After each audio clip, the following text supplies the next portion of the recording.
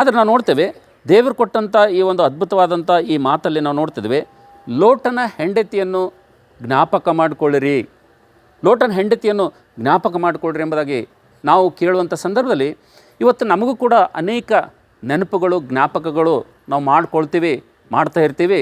ನಮಗೇನು ಅನಿಸ್ತಪ್ಪ ಅಂತಂದರೆ, ನಾವು ಯಾವಾಗಾದ್ರೂ ಸಂತೋಷದ ಒಂದು ನೆನಪುಗಳನ್ನು ಮಾಡ್ಕೊಂಡೇವಪ್ಪ ಅಂತಂದರೆ, ಯಾವಾಗಾದ್ರೂ ಸಂತೋಷಕರದಂಥ ವಿಷಯಗಳು, ಸಂತೋಷದ ವಿಷಯದಲ್ಲಿ ನಾವು ಜ್ಞಾಪಕ ಮಾಡ್ಕೊಂಡೇವಪ್ಪ ಅಂತಂದರೆ ಅವುಗಳನ್ನು ಸ್ವೀಟ್ ಮೆಮೊರಿ ಎಂಬುದಾಗಿ ಹೇಳ್ತಾರೆ ಅಂತೇಳಿ. ಏನು ಹೇಳ್ತಾರೆ ರೀ? ಸ್ವೀಟ್ ಮೆಮೊರಿ ಅಂತಾರೆ. ಅಂದರೆ ನಾವು ಯಾವಾಗ ಸಂತೋಷಕರವಾದಂಥ ನೆನಪುಗಳನ್ನ ನೆನಪು ಮಾಡ್ಕೊಳ್ತೇವೋ ಅವುಗಳಿಗೆ ಸ್ವೀಟ್ ಮೆಮೊರಿ ಅಂತಾರೆ. ನಾವು ನೋಡ್ತೇವೆ, ಯಾವಾಗ ನಾವು ಕೆಲವೊಂದು ದುಃಖಗಳನ್ನು ನೆನಪು ಮಾಡಿಕೊಂಡಾಗ, ನಮ್ಮ ಜೀವಿತದಲ್ಲಾದಂಥ ದುಃಖಗಳನ್ನು ನಾವು ನೆನಪು ಮಾಡಿಕೊಂಡಾಗ, ನಮ್ಮ ಜೀವಿತದಲ್ಲಿರುವಂಥ ಕಣ್ಣೀರನ್ನು ನಾವು ನೆನಪು ಮಾಡಿಕೊಂಡಾಗ, ಗತ ಜೀವಿತದಲ್ಲಿ, ಹಳೆ ಕಾಲದಲ್ಲಿ, ಕಳೆದಂಥ ಕಾಲದಲ್ಲಿ ನಮ್ಮ ಜೀವಿತದಲ್ಲಾದಂಥ ಕಷ್ಟ, ನೋವು, ನಿಂದೆ, ಅವಮಾನ, ಕಣ್ಣೀರು, ದುಃಖ ಇದೆಲ್ಲ ನಾವು ನೆನಪು ಮಾಡ್ಕೊಳ್ಳೋಂಥ ಸಂದರ್ಭದಲ್ಲಿ ಇದು ಸಾರೋಫುಲ್ ಮೆಮೊರಿ ಎಂಬುದಾಗಿ ದೇವರ ವಾಕ್ಯದಲ್ಲಿ ನೋಡ್ತೀವಿ. ಮತ್ತು ಇದರ ಹೊರತಾಗಿ ನಾವು ಕೆಲವೊಂದು ನೆನಪುಗಳು ಮಾಡ್ಕೊಳ್ತೇವೆ. ಕೆಲವೊಂದು ನೆನಪು ಮಾಡ್ಕೊಂಡಾಗ ನಮಗೆ ಭಾಳ ನಗು ಬರ್ತದೆ.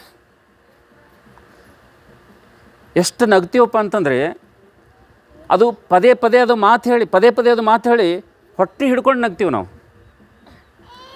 ಅದಕ್ಕೆ ಫನ್ನಿ ಮೆಮೊರಿ ಅಂತಾರೆ. ಅದಕ್ಕೆ ಏನಂತಾರೆ ರೀ? ಫನ್ನಿ ಮೆಮೊರಿ ಅಂತಾರೆ. ನಾವು ನೋಡ್ತೇವೆ, ಇನ್ನೂ ಕೆಲವು ನೆನಪುಗಳು, ಇನ್ನೂ ಕೆಲವು ಜ್ಞಾಪಕಗಳು ನಮ್ಮ ಕುಟುಂಬದಲ್ಲಿ, ಇನ್ನೂ ಕೆಲವೊಂದು ಜ್ಞಾಪಕಗಳು ನಮ್ಮ ವೈಯಕ್ತಿಕ ಜೀವಿತದಲ್ಲಾಗಿದ್ದಂಥ ಘಟನೆಗಳಿರ್ಬೋದು, ನಮ್ಮ ಕುಟುಂಬದಲ್ಲಾಗಿರುವಂಥ ಘಟನೆಗಳಾಗಿರ್ಬೋದು, ನಾವು ಇನ್ನೂ ಕೆಲವೊಂದು ನೆನಪುಗಳನ್ನು ಮಾಡ್ಕೊಂಡಾಗ, ಜ್ಞಾಪ ಮಾಡ್ಕೊಂಡಾಗ ನಮಗೇನಾಗ್ತದಪ್ಪ ಅಂತಂದರೆ ಪಶ್ಚಾತ್ತಾಪ ಹುಡ್ತದೆ ಅಂತೇಳಿರಿ. ಹಲ್ಲೆಲೂಯಾ. ಏನು ಹುಡ್ತದೆ ರೀ? ಪಶ್ಚಾತ್ತಾಪ ಹುಡ್ತದೆ. ನಾವು ಆ ವಿಷಯಗಳನ್ನ ನೆನಪು ಮಾಡ್ಕೊಂಡೇವೆ ಅಂದರೆ ಏನಾಗ್ತಂದ್ರೆ ಪಶ್ಚಾತ್ತಾಪ ಆಗ್ತದೆ. ಅಯ್ಯೋ, ನಾ ಆ ಕೆಲಸ ಮಾಡಬಾರ್ದಾಗಿತ್ತಲ್ಲ, ನಾನು ಆ ಪಾಪದ ಕೆಲಸ ಮಾಡಬಾರ್ದಾಗಿತ್ತಲ್ಲ ಅಂಥೇಳಿ ನಮಗೇನಾಗ್ತದೆ ಅಂದರೆ ಇನ್ನೂ ಕೆಲವೊಂದು ನೆನಪು ಮಾಡ್ಕೊಳ್ಳುವಾಗ ಏನಾಗ್ತದಂದರೆ ಪಶ್ಚಾತ್ತಾಪ ಅಂತಂದು ನಮ್ಮಲ್ಲಿ ಹುಟ್ಟುತ್ತದೆ ಅಂತೇಳಿರಿ. ಹಲ್ಲೆಲೂಯಾ. ನಾವು ಇನ್ನೂ ಮುಂದೆ ಹೋಗಿ ಕೆಲವೊಂದು ಸಲ ಕೆಲವೊಂದು ವಿಷಯಗಳು ನಾವು ಜ್ಞಾಪಕ ಮಾಡಿಕೊಂಡಾಗ, ನಮ್ಮ ಜೀವಿತದಲ್ಲಿ ಜರುಗಿದಂಥ ಕೆಲವೊಂದು ವಿಷಯಗಳು ನಾವು ಜ್ಞಾಪಕ ಮಾಡಿಕೊಂಡಾಗ ಕೆಲವೊಂದು ಸಲ ಏನಾಗ್ತದಂದರೆ ಆ ಜ್ಞಾಪಕಗಳು ನಮಗೆ ನಾಚಿಕೆ ಹುಟ್ಟಿಸ್ತಾವೆ ಅಂತೇಳಿರಿ. ಹಲ್ಲೆಲೂಯಾ.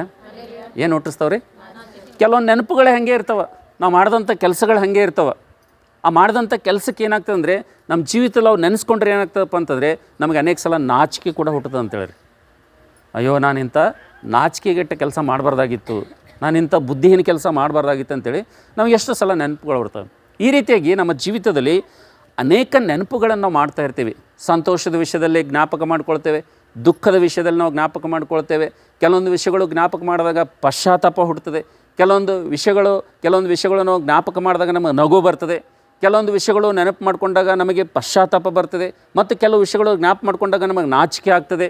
ಈ ರೀತಿಯಾಗಿ ನಾವು ನೋಡ್ತೇವೆ. ನನ್ನ ಪ್ರೀತಿದವರ ಮಕ್ಕಳೇ, ನಮ್ಮ ಜೀವಿತದಲ್ಲಿ ಜರುಗಿರುವಂಥ ಅನೇಕ ಸಂಘಟನೆಗಳು ನೆನಪು ಮಾಡಿಕೊಳ್ಳುವಂಥ ಸಂದರ್ಭದಲ್ಲಿ, ಜ್ಞಾಪಕ ಮಾಡಿಕೊಳ್ಳುವಂಥ ಸಂದರ್ಭದಲ್ಲಿ ನಮಗೆ ಈ ರೀತಿಯಾಗಿ ಅನೇಕ ನೆನಪುಗಳು ನಮ್ಮ ಎದುರುಗಡೆ ಬಂದು ನಿಲ್ತವೆ.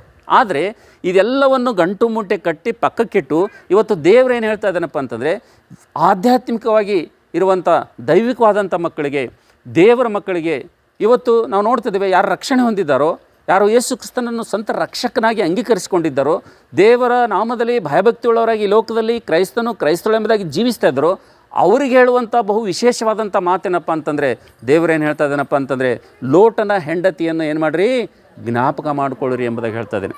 ನನ್ನ ಪ್ರೀತಿ ದೇವರ ಮಕ್ಕಳೇ, ಯೇಸು ಸ್ವಾಮಿಯವರು ಹೇಳಿರುವಂಥ ಈ ಮಾತು ನಾವು ನೋಡ್ತಿದ್ದೇವೆ. ಎಂಥ ಅದ್ಭುತವಾದಂಥ ಮಾತಿದೆಯಪ್ಪ ಅಂತಂದರೆ, ನಾವು ನೋಡ್ತೇವೆ ಯೇಸು ಕ್ರಿಸ್ತನು ಬರುವಂಥ ಸಂದರ್ಭದಲ್ಲಿ, ಯೇಸು ಕ್ರಿಸ್ತನು ತಿರುಗಿ ಎರಡನೇ ಸಲ ಈ ಲೋಕಕ್ಕೆ ನ್ಯಾಯಾಧೀಶನಿಗೆ ಬರುವಂಥ ಸಂದರ್ಭದಲ್ಲಿ ಲೋಕದಲ್ಲಿ ಜರುಗುವಂಥ ಅನೇಕ ಘಟನೆಗಳ ನಿಮಿತ್ತವಾಗಿ ಮಾತಾಡ್ತಾ ನಾವು ನೋಡ್ತೇವೆ, ನಿಮ್ಮ ಜೀವನ ಹೇಗಿರಬೇಕು, ನಿಮ್ಮ ಪ್ರವರ್ತನೆ ಹೇಗಿರಬೇಕು, ನಿಮ್ಮ ಭಯಭಕ್ತಿ ಹೇಗಿರಬೇಕು, ನಿಮ್ಮ ಆತ್ಮೀಯ ಜೀವಿತ ಹೇಗಿರಬೇಕಂತೇಳಿ ನಾವು ನೋಡ್ತೇವೆ. ಯೇಸು ಸ್ವಾಮಿಯವರು ಮನುಷ್ಯ ಕುಮಾರನ ದಿನಗಳು ಅವು ಇದ್ದಂಥ ಸಂದರ್ಭದಲ್ಲಿ ನೀವು ಯಾರನ್ನು ನೆನಪು ಮಾಡ್ಕೊಳ್ಬೇಕಪ್ಪ ಅಂತಂದರೆ, ಯಾರಿಗೆ ನೀವು ಜ್ಞಾಪಕ ಮಾಡ್ಕೊಳ್ಬೇಕಪ್ಪ ಅಂತಂದರೆ, ಪ್ರೀತಿ ದೇವರ ಮಕ್ಕಳೇ, ನಿಮ್ಮ ಜೀವಿತದಲ್ಲಿ ಜರುಗಿರುವಂಥ ದುಃಖದ ಘಟನೆಗಳನ್ನು ನೆನಪು ಮಾಡ್ಕೊಳ್ಬಾರ್ದು. ನಿಮ್ಮ ಜೀವಿತದಲ್ಲಿ ಆಗಿರುವಂಥ ಅವಮಾನಗಳನ್ನು ನೆನಪು ಮಾಡ್ಕೊಳ್ಬಾರ್ದು. ನಿಮ್ಮ ಜೀವಿತದಲ್ಲಿ ಆಗಿರುವಂಥ ಅನೇಕ ಸಂಗತಿಗಳ ಕುರಿತು ಇವತ್ತು ಜ್ಞಾಪಕ ಮಾಡ್ಕೊಳ್ಬಾರ್ದು. ಇವತ್ತು ಈ ಗ್ರಹ ಕೂಡಿಕೆಯಲ್ಲಿ ಸೇರಿ ಬಂದಿರುವಂಥ ನಾನು ಮತ್ತು ನೀವೆಲ್ಲರೂ ಕೂಡ ಏನು ಜ್ಞಾಪಕ ಮಾಡಿಕೊಂಡು ಜೀವಿಸಬೇಕವ ಈ ಲೋಕದಲ್ಲಪ್ಪ ಅಂತಂದರೆ, ಯಾವುದನ್ನು ಪದೇ ಪದೇ ನಾವು ಜ್ಞಾಪಕ ಮಾಡ್ಕೊಳ್ಬೇಕಪ್ಪ ಅಂತಂದರೆ ಲೋಟನ ಹೆಂಡತಿಯನ್ನು ನಾವು ಜ್ಞಾಪಕ ಮಾಡ್ಕೊಳ್ಬೇಕೆಂಬುದಾಗಿ ದೇವರ ವಾಕ್ಯದಲ್ಲಿ ಇವತ್ತು ನಮಗೆ ಹೇಳ್ತಾ ಇದ್ದೇನೆ ಎಂಬುದಾಗಿ ದೇವರ ವಾಕ್ಯದಲ್ಲಿ ನೋಡ್ತೀವಿ ಅಂತೇಳಿ. ಹಲ್ಲೆಲೂಯಾ. ನನ್ನ ಪ್ರೀತಿ ದೇವರ ಮಕ್ಕಳೇ, ಇವತ್ತು ಲೋಟನ ಹೆಂಡತಿಯನ್ನು ಜ್ಞಾಪಕ ಮಾಡಿಕೊಡ್ರಿ ಎಂಬುದಾಗಿ ದೇವರು ನಮ್ಗೆ ಹೇಳುವಂಥ ಸಂದರ್ಭದಲ್ಲಿ ನಾವು ನೋಡ್ತೇವೆ ಲೋಟನ ಹೆಂಡತಿಯನ್ನು ಯಾಕೆ ನಾವು ನೆನಪು ಮಾಡ್ಕೊಳ್ಬೇಕೆಂಬುದಾಗಿ ನೋಡುವಂಥ ಸಂದರ್ಭದಲ್ಲಿ ಇವತ್ತು ನಾವು ನೋಡ್ತೇವೆ ಬುದ್ಧಿ ತಂದುಕೊಳ್ಳೋದಕ್ಕಾಗಿ ನಾವು ಒಂದು ವೇಳೆ ದೇವ್ರ ಮಾತುಗಳನ್ನು ಕೇಳಿದೆವಪ್ಪ ಅಂತಂದರೆ, ಬುದ್ಧಿ ತಂದುಕೊಳ್ಳೋದಕ್ಕೋಸ್ಕರವಾಗಿ ದೇವರ ಬೋಧನೆಯನ್ನು ನಾವು ಒಂದು ವೇಳೆ ಕೇಳಿದೆವಪ್ಪ ಅಂತಂದರೆ, ಬುದ್ಧಿ ತಂದುವುದಕ್ಕೋಸ್ಕರವಾಗಿ ಬುದ್ಧಿ ಹೊಂದುವುದಕ್ಕೋಸ್ಕರವಾಗಿ ಬೋಧನೆಗಳನ್ನು ನಾವು ಕೇಳಿದೆವಪ್ಪ ಅಂತಂದರೆ ಅದು ನಮ್ಮ ಆತ್ಮೀಯ ಜೀವಿತಕ್ಕೆ ಭಾಳ ಮೇಲನ್ನು ತರ್ತದೆ ಅಂತೇಳ್ರಿ. ಆದರೆ ನಾವು ನೋಡ್ತೇವೆ ನನ್ನ ಪ್ರೀತಿ ದೇವರ ಮಕ್ಕಳೇ, ಈ ಬೋಧನೆಗೂ ಮತ್ತು ಬುದ್ಧಿಗೂ ಭಾಳಷ್ಟು ವ್ಯತ್ಯಾಸ ಇದೆ ಅಂತೇಳಿರಿ. ಏನದ ರೀ?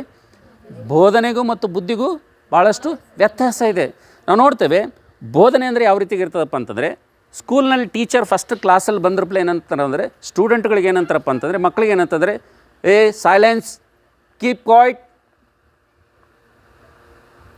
ಟೀಚರ್ ಫಸ್ಟ್ ಬಂದ್ರಪ್ಲೆ ಏನಂತಾರೆ, ಒಳಗೆ ಬಂದ್ರಪ್ಲೆ ಏನಂತಾರೆ, all are of you silence and keep quite.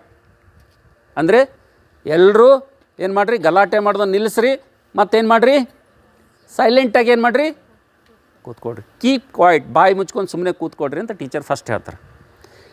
ಇದು ಬೋಧನೆ. ಇದು ಏನು ರೀ? ಇದು ಬೋಧನೆ. ಈ ಬೋಧನೆ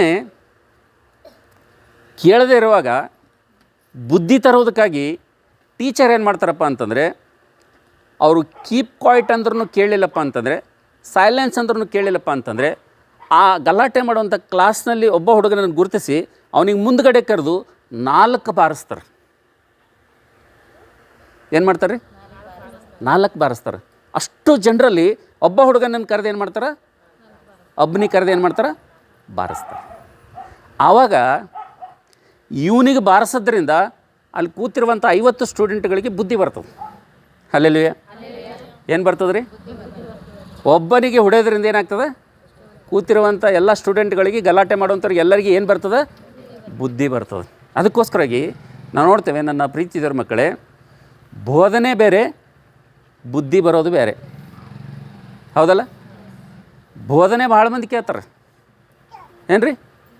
ಬೋಧನೆ ಏನು ಮಾಡ್ತಾರೆ, ಎಲ್ಲರೂ ಕೇಳ್ತಾರೆ. ಆದರೆ ಬೋಧನೆ ಕೇಳಿ ಬುದ್ಧಿ ತಂದ್ಕೊಂಬಂಗಿಲ್ಲ. ಅರ್ಥ ಆಗ್ಲತ್ತ ನನ್ನ ಮಾತು? ಹಾಂ, ಲೋಟನ ಹೆಂಡತಿ ಕುರಿತು ನಾವು ಧ್ಯಾನ ಮಾಡುವಂಥರಾಗಿದ್ದೀವಿ. ಭಾಳ ಜಾಗ್ರತೆಯಿಂದ ಕೇಳ್ರಿ. ಭಾಳ ನಿಮ್ಮ ಆತ್ಮೀಯ ಜೀವಿತಕ್ಕೆ ಆಶೀರ್ವಾದ ತರುವಂಥ ಮಾತು ಮತ್ತು ನಿಮಗೆ ಬರುವಂಥ ದೈವಕೋಪದಿಂದ ತಪ್ಪಿಸುವಂಥ ಮಾತುಗಳಿವಾಗಿವೆ. ಅದಕ್ಕೋಸ್ಕರಾಗಿ ಭಾಳ ಜಾಗ್ರತೆಯಿಂದ ಕೇಳ್ರಿ. ನಾವು ನೋಡ್ತೇವೆ ನನ್ನ ಪ್ರೀತಿದವ್ರ ಮಕ್ಕಳೇ, ಯಾವಾಗ ನಾವು ನೋಡ್ತೇವೆ ಬೋಧನೆ ಯಾಕೆ ಕೇಳಬೇಕಪ್ಪ ಅಂತಂದರೆ, ಬುದ್ಧಿ ತಂದುಕೊಳ್ಳೋದಕ್ಕಾಗಿ ಬೋಧನೆ ಕೇಳಬೇಕು. ಒಂದು ವೇಳೆ ಬುದ್ಧಿ ತಂದುಕೊಳ್ಳೋದಕ್ಕಾಗಿ ಒಂದು ವೇಳೆ ಬೋಧನೆ ಕೇಳಿಲ್ಲಪ್ಪ ಅಂತಂದರೆ,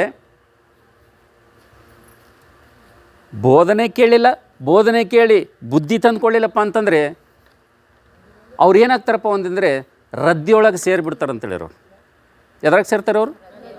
ರದ್ದಿ ಅಂದ್ರೆ ಗೊತ್ತಲ್ಲ, ಏನಂತಾರೆ? ವೇಸ್ಟ್. ಅದಕ್ಕೆ ಬೋಧನೆ ಎಲ್ಲರೂ ಕೇಳ್ತಾರೆ, ಆದರೆ ಬೋಧನೆ ಕೇಳಿದ ಮೇಲೆ ಬುದ್ಧಿ ತಂದುಕೊಳ್ಳೋರು ಭಾಳ ಕಡಿಮೆ. ಕೊರೋನಾ ಟೈಮ್ನಲ್ಲಿ ಪೊಲೀಸ್ನವರು ಮನೆಯಿಂದ ಯಾರೂ ಹೊರಗಡೆ ಬರಬೇಡ್ರಿ, ರೋಡ್ ಮೇಲೆ ಬರಬೇಡ್ರಿ, ಮಾರ್ಕೆಟಲ್ಲಿ ಬರಬೇಡ್ರಿ, ಇದು ಒಂದು ಬೋಧನೆ ಇತ್ತು ಕೊರೋನಾ ಟೈಮ್ನಲ್ಲಿ. ಹೌದಲ್ಲ? ಕೆಲವೊಬ್ಬರು ಪೊಲೀಸರ ಮಾತು ಕೇಳಿ, ಪೊಲೀಸರ ಬೋಧನೆ ಕೇಳಿ ಮನೆಗೆ ಕುಂತರು. ಕೆಲವೊಬ್ರು ಏನು ಮಾಡಿದ್ರು, ಬೋಧನೆ ಹತ್ತಲಿಲ್ಲ ಅವ್ರಿಗೆ ತಲೆಗೆ. ಏನು ಮಾಡಿದ್ರು ಅವರು? ಹೊರಗೆ ಹೋದರು, ಮಾರ್ಕೆಟ್ನಾಗ ಹೋದರು, ಬಜಾರ್ನಾಗ ಹೋದರು, ಪೊಲೀಸರ ಕೈದಾಗ ಸಿಕ್ಕರು, ಗಾಡಿ ಚಾವಿ ಎಲ್ಲ ಕೂಡ ಹೋಗಿ ಪೊಲೀಸ್ ಸ್ಟೇಷನ್ದಾಗ ಸಿಕ್ಬಿದ್ದು. ಇದು ಏನು ರೀ? ಇದು ಬುದ್ಧಿ. ಏನು ರೀ? ಯಾವಾಗ ಬುದ್ಧಿ ಬಂತು ಅವ್ರಿಗೆ? ಹಾಂ, ಶಾಲೆಗೆ ಅವ್ರಿಗೆ ಯಾವಾಗ ಬುದ್ಧಿ ಬಂತು? ಹಾಂ. ಅದಕ್ಕೆ ನನ್ನ ಪ್ರೀತಿದವ್ರ ಮಕ್ಕಳೇ, ನಾವು ನೋಡ್ತೇವೆ, ನಾವು ದೇವರ ವಾಕ್ಯವನ್ನು ಧ್ಯಾನ ಮಾಡುವಂಥ ಸಂದರ್ಭದಲ್ಲಿ ದೇವರ ಮಾತುಗಳನ್ನು ಕೇಳುವಂಥ ಸಂದರ್ಭದಲ್ಲಿ ನಾವು ಬೋಧನೆ ಎದಕ್ಕೆ ಕೇಳಬೇಕಪ್ಪ ಅಂತಂದರೆ ಬುದ್ಧಿ ತರೋದಕ್ಕಾಗಿ ಬೋಧನೆ ಕೇಳಬೇಕು. ಯಾರು ಬೋಧನೆ ಕೇಳಿ ಬುದ್ಧಿ ತಂದ್ಕೊಳ್ತಾರೋ ಅವರು ವೃದ್ಧಿ ಆಗ್ತಾರೆ ಅಂತೇಳಿರೋ. ಹಲ್ಲೆಲೂಯ. ಯಾರು ಬೋಧನೆಯನ್ನು ಕೇಳಿ ಅವರು ಬುದ್ಧಿ ತಂದ್ಕೊಳ್ತಾರೋ ಅವರು ವೃದ್ಧಿ ಆಗ್ತಾರೆ. ಯಾರು ಬೋಧನೆಯನ್ನು ಕೇಳಿ ಕೂಡ ನಾವು ನೋಡ್ತೇವೆ ಬುದ್ಧಿ ತಂದ್ಕೊಳ್ಳಿಲ್ಲಪ್ಪ ಅಂತಂದರೆ, ಅವ್ರಿಗೆ ಬುದ್ಧಿ ಅವ್ರಿಗೆ ಬರಲಿಲ್ಲಪ್ಪ ಅಂತಂದರೆ ಅವರು ರದ್ದಿಯೊಳಗೆ ಹೋಗಿ ಸೇರ್ತಾರೆ ಅಂತೇಳಿರಿ. ಯೇಸು ಸ್ವಾಮಿ ಹೇಳಿರುವಂಥ ಮಾತಿನ ಅರ್ಥ ಕೂಡ ಇದೇ ಇದೆ. ಮನುಷ್ಯ ಕುಮಾರನು ಬರುವಂಥ ದಿನಮಾನಗಳಲ್ಲಿ ದೇವರು ನ್ಯಾಯಾಧೀಶನಾಗಿ 2ನೇ ಸಲ ಲೋಕಕ್ಕೆ ಬರುವಂಥ ಸಂದರ್ಭದಲ್ಲಿ ನೀವು ಯಾರನ್ನು ನೆನಪು ಮಾಡ್ಕೊಳ್ಬೇಕಪ್ಪ ಅಂತಂದರೆ, ನೀವು ಯಾರನ್ನು ಜ್ಞಾಪಕ ಮಾಡ್ಕೊಳ್ಬೇಕಪ್ಪ ಅಂತಂದರೆ ಲೋಟನ ಹೆಂಡತಿಯನ್ನು ಜ್ಞಾಪಕ ಮಾಡಿಕೊಡ್ರಿ ಎಂಬುದಾಗಿ ದೇವರು ಇವತ್ತು ಕಡಖಂಡಿತವಾಗಿ ಈ ಗೃಹ ಕೂಡಿಕೆ ಮೂಲಕವಾಗಿ, ಈ ಕುಟುಂಬದ ಮೂಲಕವಾಗಿ ಈ ವಾಕ್ಯ ಭಾಗವನ್ನು ಇಲ್ಲಿ ಸೇರಿ ಬಂದಿರುವಂಥ ನಮ್ಮೆಲ್ಲರೂ ಕೂಡ ದೇವರ ತದ್ದಾತ ನನ್ನ ಪ್ರೀತಿ ದೇವ್ರ ಮಕ್ಕಳೇ. ಹಾಗಾದರೆ ನಾವು ನೋಡ್ತೇವೆ ಲೋಟನ ಹೆಂಡತಿಯನ್ನು ಯಾಕೆ ದೇವರು ನೆನಪು ಮಾಡಿಕೊಡ್ರಿ ಎಂಬುದಾಗಿ ವಿಶ್ವಾಸಿ ಮಕ್ಕಳಿಗೆ ಹೇಳ್ತಾ ಇದ್ದೇನೆ. ಲೋಟನ ಹೆಂಡತಿಯನ್ನು ಕಡೆ ಕಾಲದಲ್ಲಿ ಯೇಸು ಕ್ರಿಸ್ತನ ಬರುವಂಥ ಸಂದರ್ಭದಲ್ಲಿರುವಂಥ ವಿಶ್ವಾಸಿ ಮಕ್ಕಳ ಕುಟುಂಬಕ್ಕೆ ಯಾಕೆ ದೇವರು ಲೋಟನ ಹೆಂಡತಿಯನ್ನು ಮಾತ್ರ ನೆನಪು ಮಾಡಿಕೊಡ್ರಿ ಎಂಬುದಾಗಿ ಹೇಳ್ತಾ ಇದ್ದೇನೆ. ಲೋಟನ ಹೆಂಡತಿ ಜೀವಿತ ಏನು ಅಷ್ಟೊಂದು ಆತ್ಮೀಯವಾಗಿತ್ತ? ಲೋಟನ ಹೆಂಡತಿ ಜೀವಿತ ಅಷ್ಟೊಂದು ಆತ್ಮೀಯವಾಗಿ ಬೆಳೆಯಲೋದು ವಿಶ್ವಾಸಿಗಳಿಗೆ ಸಹಕಾರಿಯಾಗಿದೆಯಾ? ಯಾವ ರೀತಿಯಾಗಿದೆ ಎಂಬುದಾಗಿ ನಾವು ನೋಡುವಂಥ ಸಂದರ್ಭದಲ್ಲಿ ಯಾಕೆ ಇಲ್ಲಿ ದೇವರು ಲೋಟನ ಹೆಂಡತಿಯನ್ನು ಜ್ಞಾಪಕ ಮಾಡಿಕೊಡ್ರಿ ಎಂಬುದಾಗಿ ದೇವರು ಇವತ್ತು ನಮಗೆ ಹೇಳ್ತಾ ಇದ್ದೇನೆ ಎಂಬುದಾಗಿ ನೋಡುವಂಥ ಸಂದರ್ಭದಲ್ಲಿ ನನ್ನ ಪ್ರೀತಿ ದೇವ್ರ ಮಕ್ಕಳೇ, ಲೋಟನ ಹೆಂಡತಿಯ ಕುರಿತು ಸ್ವಲ್ಪ ಇವತ್ತು ನಾವು ಧ್ಯಾನ ಮಾಡೋಣ. ಯಾಕಪ್ಪ ಅಂತಂದರೆ ಇವತ್ತು ನಾವು ಒಂದು ಗೃಹ ಕೂಡಿಕೆಯಲ್ಲಿ ಸೇರಿ ಬಂದಿದ್ದೇವೆ. ಒಂದು ಕುಟುಂಬದಲ್ಲಿ ನಾವು ಕುಟುಂಬ ಪ್ರಾರ್ಥನೆ ಮಾಡೋದಕ್ಕೋಸ್ಕರ ಸೇರಿ ಬಂದಿದ್ದೇವೆ. ದೇವರು ಇವತ್ತು ಒಂದು ಕುಟುಂಬದ ಮೂಲಕವಾಗಿ ಇವತ್ತು ನಮ್ಮ ಜೊತೆ ಮಾತಾಡಲಿಕ್ಕಿದ್ದಾನೆ.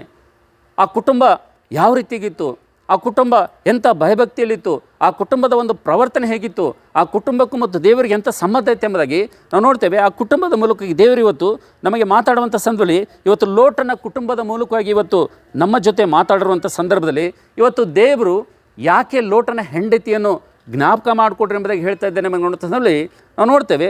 ಲೋಟನ ಹೆಂಡತಿಯನ್ನು ನೆನಪು ಮಾಡಿಕೊಳ್ಳೋದಕ್ಕೋಸ್ಕರವಾಗಿ ದೇವರು 7 ಪ್ರಾಮುಖ್ಯವಾದಂಥ ಕಾರಣಗಳನ್ನು ಇವತ್ತು ನಮ್ಗೆ ಕೊಡ್ತಾ ಇದ್ದಾನೆ ಅಂತೇಳಿ. ಹಲ್ಲೆಲೂಯ. ನನ್ನ ಪ್ರೀತಿ ದೇವ್ರ ಮಕ್ಕಳೇ, ಬಹು ಜಾಗ್ರತೆಯಿಂದ ಬಹಳ ಶ್ರದ್ಧೆಯಿಂದ ಇಲ್ಲಿ ಹೇಳುವಂಥ ಈ 7 ಅಂಶಗಳನ್ನು ಲೋಟನ ಕುಟುಂಬದ ಕುರಿತು, ಲೋಟನ ಹೆಂಡತಿಯ ಕುರಿತು, ಲೋಟನ ಜೀವಿತದ ಕುರಿತು ಒಂದು ವೇಳೆ ಬಹು ಜಾಗ್ರತೆಯಿಂದ ನೀವು ಈ ಮಾತುಗಳನ್ನು ಕೇಳಿದ್ರಪ್ಪ ಅಂತಂದರೆ, ಈ ವಾಕ್ಯ ಭಾಗದಿಂದ ಈ ಕುಟುಂಬದಿಂದ ನಮ್ಮ ಜೀವಿತವನ್ನು ಒಂದೇಳಿ ಸರಿ ಮಾಡ್ಕೊಂಡ್ರಪ್ಪ ಅಂದರೆ, ಕ್ರಮಪಡಿಸ್ಕೊಂಡ್ರಪ್ಪ ಅಂತಂದರೆ ನನ್ನ ಪ್ರೀತಿ ದೇವ್ರ ಮಕ್ಕಳೇ, ಯೇಸು ಕ್ರಿಸ್ತನ 2ನೇ ಸಲ ಬರುವಂಥ ಸಂದರ್ಭದಲ್ಲಿ ನಿಮ್ಮಂಥ ಆಶೀರ್ವಾದ ಹೊಂದಿದಂಥ ವ್ಯಕ್ತಿ ಬೇರೆ ಯಾರು ಇರೋಂಗಿಲ್ಲ ಅಂತೇಳಿ. ಹಲ್ಲೆಲೂಯ. ಒಂದು ವೇಳೆ ಈ ಲೋಟನ ಹೆಂಡತಿಯನ್ನು, ಲೋಟನ ಕುಟುಂಬವನ್ನು ಒಂದು ವೇಳೆ ನಾವು ಜ್ಞಾಪಕ ಮಾಡ್ಕೊಳ್ಳಿಲ್ಲಪ್ಪ ಅಂತಂದರೆ, ಲೋಟನ ಹೆಂಡತಿ ಮತ್ತು ಲೋಟನ ಕುಟುಂಬದ ಬಗ್ಗೆ ನಾವು ತಿಳ್ಕೊಳ್ಳಿಲ್ಲಪ್ಪ ಅಂತಂದರೆ ನಮ್ಮ ಆತ್ಮೀಯ ಜೀವಿತದಲ್ಲಿ ನಾವು ತುಂಬ ನಷ್ಟವನ್ನು ಅನುಭವಿಸ್ತೇವೆ. ಅದಕ್ಕೋಸ್ಕರವಾಗಿ ನನ್ನ ಪ್ರೀತಿ ದೇವ್ರ ಮಕ್ಕಳೇ, ಯೇಸು ಸ್ವಾಮಿ ಹೇಳಿರುವಂಥ ಆ ಸಣ್ಣ ಮಾತಿನಲ್ಲಿ ಒಂದು ದೊಡ್ಡ ಗೂಢಾರ್ಥ ಇರೋದರಿಂದ ಲೋಟನ ಹೆಂಡತಿಯನ್ನು ಯಾಕೆ ದೇವರಲ್ಲಿ ನೆನಪು ಮಾಡ್ಕೋ ಎಂಬುದಾಗಿ ಹೇಳ್ತಾ ಇದ್ದೇನೆ ಮಗಳ ಸ್ವಾಮಿ. ಮೊಟ್ಟ ಮೊದಲನೇದಾಗಿ ಎಲ್ಲರೂ ಜಾಗ್ರತೆಯಿಂದ ಕೇಳ್ರಿ, ಲೋಟನ ಹೆಂಡತಿಯನ್ನು ಜ್ಞಾಪಕ ಮಾಡಿಕೊಡ್ರಿ, ಲೋಟನ ಕುಟುಂಬವನ್ನು ಜ್ಞಾಪಕ ಮಾಡಿಕೊಡ್ರಿ ಎಂಬುದಾಗಿ ದೇವರು ಹೇಳುವಂಥ ಸಂಬಳಿ ಯಾಕೆ ಲೋಟನ ಹೆಂಡತಿಯನ್ನು, ಲೋಟನ ಕುಟುಂಬವನ್ನು ನೆನಪು ಮಾಡ್ಕೊಳ್ಬೇಕೆಂಬ ಸಂಬಳಿ ಮೊಟ್ಟ ಮೊದಲನೇ ಅಂಶ ನಾವು ನೋಡ್ತಿದ್ದೇವೆ. ಲೋಟನ ಕುಟುಂಬ, ಲೋಟನ ಹೆಂಡತಿ ದೇವರಿಗೆ ಸ್ನೇಹಿತನಾಗಿರುವಂಥವನ ಕುಟುಂಬದಲ್ಲಿದ್ದರೂ ಕೂಡ ನಾವು ನೋಡ್ತಿದ್ದೇವೆ ದೇವರೊಂದಿಗೆ ಸಂಬಂಧ ಇಟ್ಟುಕೊಳ್ಳಲಾರದೆ ಹೋಯಿತು ಲೋಟನ ಕುಟುಂಬ, ಲೋಟನ ಹೆಂಡತಿ ಅಂತೇಳಿರಿ. ಹಲ್ಲೆಲೂಯ. ಇದು ಮೊದಲನೇ ಕಾರಣ. ಲೋಟನ ಹೆಂಡತಿಯನ್ನು ನೆನಪು ಮಾಡಿಕೊಡ್ರಿ ಎಂಬುದಾಗಿ ಯಾಕೆ ಇಲ್ಲಿ ಯೇಸು ಸ್ವಾಮಿ ಹೇಳ್ತಾ ಇದ್ದೇನಪ್ಪ ಅಂತಂದರೆ, ನನ್ನ ಪ್ರೀತಿದವರ ಮಕ್ಕಳೇ, ಅಬ್ರಹಾಮನಂಥ ಭಕ್ತನು ನಾವು ನೋಡ್ತೇವೆ ದೇವರೊಂದಿಗೆ ಸ್ನೇಹಿತನು ಎಂಬುದಾಗಿ ಆತನ ಕರಿತಾ ಇದ್ದನು. ದೇವರು ಬಂದು ಆ ಕುಟುಂಬದೊಂದಿಗೆ ಸ್ನೇಹ ಮಾಡ್ತಾ ಇದ್ದನು. ಆ ಕುಟುಂಬ ಎಂಥ ಕುಟುಂಬ ಐತಪ್ಪ ಅಂತಂದರೆ ನಾವು ನೋಡ್ತೇವೆ, ಅಬ್ರಹಾಮನು ನನ್ನ ಸ್ನೇಹಿತನೆಂಬುದಾಗಿ ವಾಕ್ಯದಲ್ಲಿ ದೇವರೇ ಸ್ವತಃ ಹೇಳೋದನ್ನು ನೋಡ್ತೇವೆ. ಇಂಥ ದೇವರೊಂದಿಗೆ ಸ್ನೇಹಿತನಾಗಿರುವಂಥ ಅಬ್ರಹಾಮನ ಕುಟುಂಬದಲ್ಲಿ ಈ ಕುಟುಂಬ ಒಂದಾಗಿದ್ದರೂ ಕೂಡ ನಾವು ನೋಡ್ತಿದ್ದೇವೆ ದೇವರೊಂದಿಗೆ ಆ ಕುಟುಂಬಕ್ಕೆ ಸಂಬಂಧ ಬೆಳೆಯದೇ ಹೋಯಿತು, ದೇವರೊಂದಿಗೆ ಆ ಕುಟುಂಬ ಇರದೇ ಹೋಯಿತು, ದೇವರೊಂದಿಗೆ ಯಾವುದೇ ಕನೆಕ್ಷನ್ ಇರಲಾರ್ದೆ ಲೋಟನ ಕುಟುಂಬ, ಲೋಟನ ಹೆಂಡತಿ ಜೀವಿಸಿದ್ರೆಂಬುದಾಗಿ ದೇವರ ವಾಕ್ಯದಲ್ಲಿ ನಾವು ನೋಡ್ತೇವೆ ಅಂತೇಳಿ. ಹಲ್ಲೆಲೂಯ. ನಾವು ನೋಡ್ತೇವೆ ನನ್ನ ಪ್ರೀತಿ ದೇವರ ಮಕ್ಕಳೇ, ಅಬ್ರಹಾಮನಿಗೆ ಮತ್ತು ದೇವರಿಗೂ ಗಾಢವಾದಂಥ ಸಂಬಂಧ ಇತ್ತು. ಆ ಗಾಢವಾದಂಥ ಸಂಬಂಧ ಯಾವ ರೀತಿಗಿತ್ತಪ್ಪ ಅಂತಂದರೆ, ದೇವರು ಅಬ್ರಹಾಮನಿಗೆ ನನ್ನ ಸ್ನೇಹಿತನೆಂಬುದಾಗಿ ಆತನ ಕರೀತಾನೆ. ನಾವು ನೋಡ್ತೇವೆ ಇಂಥ ಅದ್ಭುತವಾದಂಥ ಕುಟುಂಬದ ಜೊತೆ ಯಾರಿದ್ದರಪ್ಪ ಅಂತಂದರೆ, ದೇವರೊಂದಿಗೆ ಸ್ನೇಹಿತನಾಗಿರುವಂಥ ಅಬ್ರಹಾಮನು, ಅಂಥ ದೇವರೊಂದಿಗೆ ಅನ್ಯೋನ್ಯ ಭಾವ ಇರುವಂಥ ಅಬ್ರಹಾಮನ ಕುಟುಂಬದ ಜೊತೆ ಇದ್ದರೂ ಕೂಡ ಈ ಕುಟುಂಬದಲ್ಲಿ ಏನಿತ್ತಪ್ಪ ಅಂತಂದರೆ ಅಬ್ರಹಾಮನಿಗೆ ದೇವರೊಂದಿಗೆ ಸಂಬಂಧ ಇತ್ತು, ಆದರೆ ಅದೇ ಕುಟುಂಬದಲ್ಲಿರುವಂಥ ಈ ಕುಟುಂಬಕ್ಕೆ, ಈ ಗಂಡ ಹೆಂಡತಿಗೆ ದೇವರಿಗೂ ಮತ್ತು ಇವರಿಗೂ ಯಾವುದೇ ಸಂಬಂಧ ಅಂತಕ್ಕಂಥದ್ದು ಇರಲಿಲ್ಲ ಎಂಬುದಾಗಿ ದೇವರು ವಾಕ್ಯದಲ್ಲಿ ನೋಡ್ತೀವಿ ಅಂತ ಹೇಳಿರಿ. Hallelujah, hallelujah. ಎರಡನೇದಾಗಿ ನಾವು ನೋಡ್ತೇವೆ, ಲೋಟನ ಹೆಂಡತಿಯನ್ನು ಜ್ಞಾಪಕ ಮಾಡಿಕೊಡ್ರಿ ಎಂಬುದಾಗಿ ದೇವರು ಯಾಕೆ ಹೇಳ್ತಾ ಇದ್ದಾನಪ್ಪ ಅಂತಂದರೆ, ನಾವು ನೋಡ್ತೇವೆ ಅಬ್ರಹಾಮನ ಕುಟುಂಬ ಒಂದು ಕ್ರಮಶಿಕ್ಷಣ ಉಳ್ಳಂಥ ಕುಟುಂಬವಾಗಿತ್ತು ಅಂತೇಳಿರಿ. ಹಲ್ಲೆಲೂಯಾ. ಅಬ್ರಹಾಮನ ಕುಟುಂಬ ಎಂಥ ಕುಟುಂಬ ಅಂತಂದರೆ ಆತನ ಕುಟುಂಬ ಭಾಳ ಕ್ರಮಶಿಕ್ಷಣದಿಂದ ಕೂಡಿತು ಅಂತೇಳಿರಿ. ನಾವು ನೋಡ್ತಿದ್ದೀವಿ, ಒಂದು ಕ್ರಮಶಿಕ್ಷಣದ ಕುಟುಂಬದೊಂದಿಗೆ ಇದ್ದಂಥ ಈ ಕುಟುಂಬ, ಯಾವಾಗಲೂ ದೇವರ ನೇಮವನ್ನು ಅನುಸರಿಸುವಂಥ ಈ ಕುಟುಂಬ, ದೇವರ ನೇಮವನ್ನು ಚಾಚು ತಪ್ಪದೆ ಪಾಲಿಸುವಂಥ ಈ ಕುಟುಂಬದ ಜೊತೆಗಿದ್ದಂಥ ಲೋಟನ ಕುಟುಂಬದಲ್ಲಿ ನಾವು ನೋಡ್ತಿದ್ದೇವೆ. ನನ್ನ ಪ್ರೀತಿ ದೇವರ ಮಕ್ಕಳೇ, ಲೋಟನ ಕುಟುಂಬದಲ್ಲಿ ಹೆಂಡತಿಯಲ್ಲಾಗಲಿ, ಗಂಡನಲ್ಲಾಗಲಿ, ಮಕ್ಕಳಲ್ಲಾಗಲಿ ಯಾವುದೇ ಕ್ರಮ ಅಂತಕ್ಕಂಥದ್ದು ಇರಲಿಲ್ಲ ಎಂಬುದಾಗಿ ದೇವ್ರ ವಾಕ್ಯದಲ್ಲಿ ನೋಡ್ತೀವಿ ಅಂತೇಳಿರಿ. ಹಲ್ಲೆಲೂಯಾ. ಏನಿರಲಿಲ್ಲ ರೀ? ಅಬ್ರಹಾಮನ ಕುಟುಂಬದಲ್ಲಿ ಕ್ರಮ ಇತ್ತು, ಅಬ್ರಹಾಮನ ಕುಟುಂಬದಲ್ಲಿ ಶಿಕ್ಷಣ ಇತ್ತು, ಅಬ್ರಹಾಮನ ಕುಟುಂಬದಲ್ಲಿ ಒಂದು ನೇಮ ಇತ್ತು. ಅದನ್ನು ನೋಡ್ತಿದ್ದೇವೆ. ಅದೇ ಕುಟುಂಬದ ಜೊತೆಗೆ ಲೋಟನ ಕುಟುಂಬವೂ ಕೂಡ ಇರ್ತದೆ. ಆದರೆ ಈ ಕುಟುಂಬ ಮಾತ್ರ ಏನಿತ್ತಪ್ಪ ಅಂತಂದರೆ, ಇವರೊಬ್ಬರಲ್ಲಿ ಕೂಡ ನಾವು ನೋಡ್ತೇವೆ ಕ್ರಮ ಅಂತಕ್ಕಂಥದ್ದು, ಕ್ರಮಶಿಕ್ಷಣ ಅಂತಕ್ಕಂಥದ್ದು ಇರಲಿಲ್ಲ ಎಂಬುದಾಗಿ ದೇವರ ವಾಕ್ಯದಲ್ಲಿ ನೋಡ್ತೀವಿ ಅಂತೇಳಿರಿ. ಹಲ್ಲೆಲೂಯಾ. ನಾವು ನೋಡ್ತೇವೆ ನನ್ನ ಪ್ರೀತಿ ದೇವರ ಮಕ್ಕಳೇ, ಮೂರನೇದಾಗಿ ನಾವು ನೋಡ್ತಿದ್ದೇವೆ, ಈ ಕುಟುಂಬಕ್ಕೆ ನಾವು ನೋಡ್ತಿದ್ದೇವೆ ಇನ್ನೊಂದು ಅದ್ಭುತವಾದಂಥ ಒಂದು ಲಕ್ಷಣ ಏನೈತಪ್ಪ ಅಂತಂದರೆ, ಮೂರನೇದಾಗಿ ಅಬ್ರಹಾಮನ ಕುಟುಂಬ ವಿಶ್ವಾಸಕ್ಕೆ ತಂದೆ ಆದಂಥ ಕುಟುಂಬ ಆಗಿತ್ತು ಅಂತೇಳಿರಿ. ಹಲ್ಲೆಲೂಯಾ. ವಿಶ್ವಾಸಿಗಳಿಗೆ, ನಂಬುವವರಿಗೆ ಎಲ್ಲರೂ ಕೂಡ ಆತನು ಮೂಲ ತಂದೆ ಆಗಿದ್ದಾನೆ ಅಂತೇಳಿರಿ ಅಬ್ರಹಾಮನು. ಅಂದರೆ ನಾವು ನೋಡ್ತೇವೆ, ಆತನು ದೇವರನ್ನು ನಂಬುವುದರಲ್ಲಿ, ದೇವರನ್ನು ವಿಶ್ವಾಸ ಮಾಡುವುದರಲ್ಲಿ ಆತನು ಮೊಟ್ಟ ಮೊದಲನೇ ವ್ಯಕ್ತಿಯಾಗಿದ್ದಾನೆ ಅಂತೇಳಿ ಅಬ್ರಹಾಮನು. ಆದರೆ ನಾವು ನೋಡ್ತೀವಿ ನನ್ನ ಪ್ರೀತಿ ದೇವರ ಮಕ್ಕಳೇ, ವಿಶ್ವಾಸಕ್ಕೆ ತಂದೆಯಾಗಿರುವಂಥ ಅಬ್ರಹಾಮನ ಕುಟುಂಬದ ಜೊತೆ ಇದ್ದರೂ ಕೂಡ, ವಿಶ್ವಾಸದ ತಂದೆಯಾಗಿರುವಂಥ ಅಬ್ರಹಾಮನ ಕುಟುಂಬದಲ್ಲಿ ಈ ಒಂದು ಲೋಟನ ಕುಟುಂಬ ಇದ್ದರೂ ಕೂಡ ನಾವು ನೋಡ್ತಿದ್ದೇವೆ, ಈ ಕುಟುಂಬದಲ್ಲಿ ಏನಿರಲಪ್ಪ ಅಂತಂದರೆ ನಂಬಿಕೆ ಅಂತಕ್ಕಂಥದ್ದು, ವಿಶ್ವಾಸ ಅಂತಕ್ಕಂಥದ್ದು ಈ ಕುಟುಂಬದಲ್ಲಿ ಇರಲಿಲ್ಲ ಎಂಬುದಾಗಿ ದೇವ್ರ ವಾಕ್ಯದಲ್ಲಿ ನೋಡ್ತೀವಿ ಅಂತೇಳಿ. ಲೋಟನಲ್ಲಾಗಲಿ, ಲೋಟನ ಹೆಂಡತಿಯಲ್ಲಾಗಲಿ, ಲೋಟನ ಮಕ್ಕಳಲ್ಲಾಗಲಿ ನಾವು ನೋಡ್ತಿದ್ದೇವೆ, ಈ ಕುಟುಂಬದಲ್ಲಿ ನೋಡ್ತೇವೆ ಮೂರನೇದಾಗಿ ಅವರಲ್ಲಿ ಏನಿಲ್ಲಪ್ಪ ಅಂತಂದರೆ ದೇವರ ಮೇಲೆ ವಿಶ್ವಾಸ ಅಂತಕ್ಕಂಥದ್ದು, ದೇವರ ಮೇಲೆ ನಂಬಿಕೆ ಅಂತಕ್ಕಂಥದ್ದು ಅವರಲ್ಲಿ ಎಷ್ಟು ಮಾತ್ರಕ್ಕೂ ಕಾಣಲಿಲ್ಲ ಎಂಬುದಾಗಿ ದೇವರ ವಾಕ್ಯದಲ್ಲಿ ನೋಡ್ತೇವೆ ಅಂತೇಳಿ. ಹಲ್ಲೆಲೂಯಾ. ಮತ್ತು ನಾಲ್ಕನೇದಾಗಿ ನಾವು ನೋಡ್ತೇವೆ ಇನ್ನೊಂದೇನಪ್ಪ ಅಂತಂದರೆ, ಇನ್ನೊಂದು ನಾಲ್ಕನೇ ಲಕ್ಷಣ ಏನಪ್ಪ ಅಂತಂದರೆ, ಸರ್ವಶಕ್ತನ ಅಂತ ದೇವರ ಯಾಜಕನಾಗಿರುವಂಥ ಮೆಲ್ಕಿಜೆದಕನು ಅಬ್ರಹಾಮನನ್ನು ಆಶೀರ್ವಾದ ಮಾಡೋದಕ್ಕೋಸ್ಕರ ಬರ್ತಾನೆ ಅಂತೇಳಿ. ಹಲ್ಲೆಲೂಯಾ. ಅಬ್ರಹಾಮನಿಗೆ ಆಶೀರ್ವಾದ ಮಾಡಲಿಕ್ಕೆ ಯಾರು ಬರ್ತಾರೆ? ಸರ್ವಶಕ್ತನಾದಂಥ ದೇವರ ಯಾಜಕನಾಗಿರುವಂಥ ಮೆಲ್ಕಿಜೆದಕನು ಅಬ್ರಹಾಮನ ಕುಟುಂಬವನ್ನು ಆಶೀರ್ವಾದ ಮಾಡೋದಕ್ಕೋಸ್ಕರವಾಗಿ ಇಲ್ಲಿ ಬಂದು ಅಬ್ರಹಾಮನ ಕುಟುಂಬವನ್ನು ಆಶೀರ್ವಾದ ಮಾಡ್ತಾನೆ. ಆದರೆ ಸರ್ವಶಕ್ತನಂತ ದೇವರು ಆಶೀರ್ವಾದ ಮಾಡಿದಂಥ ಕುಟುಂಬದೊಂದಿಗೆ ಈ ಕುಟುಂಬ ಇದೆ. ಅರ್ಥ ಆಗ್ಲತ್ತದ ನನ್ನ ಮಾತು? ಈ ಕುಟುಂಬ ಎಲ್ಲದರಿದು?